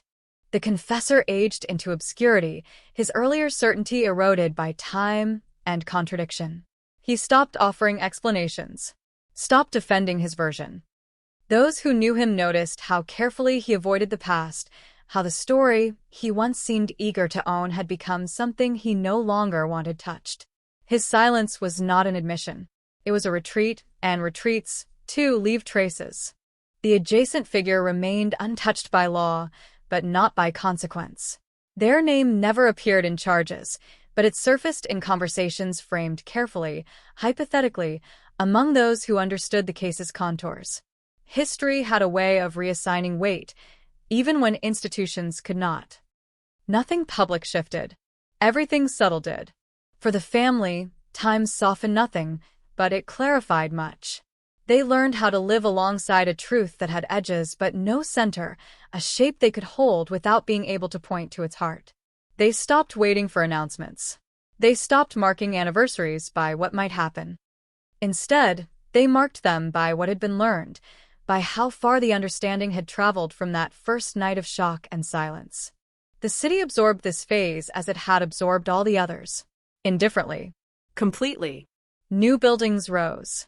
Old ones vanished. The soundscape changed. What remained constant was the way the city carried unresolved things without acknowledging them, layering present over past until only those who listened closely could hear what lay beneath. In quiet professional circles, the case earned a final description, never official, never written down, but repeated often enough to endure. It was called a solved unsolved case. Not because the answer was known, but because the question had been refined to its purest form. What happened was no longer a mystery. What could be proven always would be. And that distinction mattered. Because in the end, the case did not ask to be closed. It asked to be remembered accurately. To resist simplification. To stand as evidence that truth is not always a revelation. Sometimes it is a discipline, maintained through restraint, through refusal, through the courage to stop short of certainty rather than step beyond honesty. The cold case did not end with justice delivered or denied. It ended with something rarer and more uncomfortable. Clarity, without consolation. A shared understanding that the night in 1987 was not an aberration, but a convergence of trust, access, timing, and silence. That no single moment explained it, and no single voice ever could. And so it remained, not frozen, not resolved, but awake, a low hum beneath the city's noise, reminding anyone willing to listen that some mysteries are not meant to be finished, only understood well enough not to be repeated. By its 14th telling, the case had shed even the illusion of movement. There were no more breakthroughs to anticipate, no dormant evidence waiting for the right machine or the right mind. What remained was inertia, not stagnation, but a steady, enduring presence, like a landmark everyone navigated around without ever quite seeing. The case had stopped asking questions of investigators and begun asking them of the system itself, of memory, of how societies decide when knowing is enough. The file was still accessed, quietly, by those who felt its pull. Not because they expected revelation, but because it offered orientation. It reminded them what restraint looked like under pressure, how easy it was to mistake narrative for truth, how often the most dangerous answers were the ones that arrived early and spoke confidently. In this way, the case continued to work, long after active investigation had ceased, shaping instincts rather than outcomes. A historian examining late 20th century policing patterns paused over it, struck not by what was missing, but by what remained intact across decades of reinterpretation. Names changed. Technologies evolved. Public language softened and sharpened again. But the core alignment held. Familiarity without alarm. Access without force. Silence without chaos. The historian noted how rare it was for a case to survive that many retellings without collapsing into fiction, and how telling it was that this one resisted myth so stubbornly. In the public imagination, the confession had become a footnote rather than a conclusion, its initial shock dulled by time and analysis. Younger audiences, encountering the story without the emotional context of its unveiling, saw it differently. To them, it was less a revelation than a distraction, an early answer that failed to age well. They were drawn instead to the quieter elements, the managed scene, the overlapping routines, the way the crimes seemed to slide into place rather than explode. Their questions were sharper, less invested in blame, more interested in mechanism. The adjacent figure was rarely mentioned by name now, when mentioned at all. Their role existed more as a concept than a person, an illustration of proximity and enablement rather than a suspect. This abstraction did not erase responsibility, but it redistributed it, forcing uncomfortable discussions about how harm can occur without a single, decisive act. It unsettled those who preferred villains clearly defined and endings clearly marked. For the family, the case entered a final phase of intimacy. It was no longer something that happened to them in public. It was something they carried privately, informed by years of attention and retreat. They had learned which details mattered and which did not, which debates were noise and which reflected genuine understanding. They chose silence more often than not out of resignation but out of ownership. The story no longer belonged to commentators or institutions. It belonged to memory. London continued, indifferent and complete. The city's genius had always been its ability to contain contradiction, to hold unresolved histories without collapsing under their weight. This case became one more layer in that palimpsest, written over but never fully erased. Those who walked the streets rarely sensed it. Those who did felt it only briefly, a momentary pressure, a reminder that the ground beneath them held more than foundations. In professional circles, the phrase solved unsolved case endured, but its meaning evolved. It no longer described an outcome, but a posture, a way of standing with uncertainty without surrendering rigor. It became shorthand for an ethic, a refusal to force closure where it could not be earned. New cases were measured against it, not to replicate its trajectory, but to avoid its early missteps. And so the cold case reached its quiet coda, not an ending, but a settling. It had done what few cases managed to do. It had changed how people thought. About evidence. About confession. About silence. About the difference between explanation and truth. Its legacy was not resolution, but calibration, a finer sense of where certainty ends and responsibility begins. There was no final announcement, no last word, just the slow integration of its lessons into practice and memory. The night in 1987 remained what it had always been, brief, ordinary, devastating. What followed stretched far longer, shaped by effort, doubt, and restraint.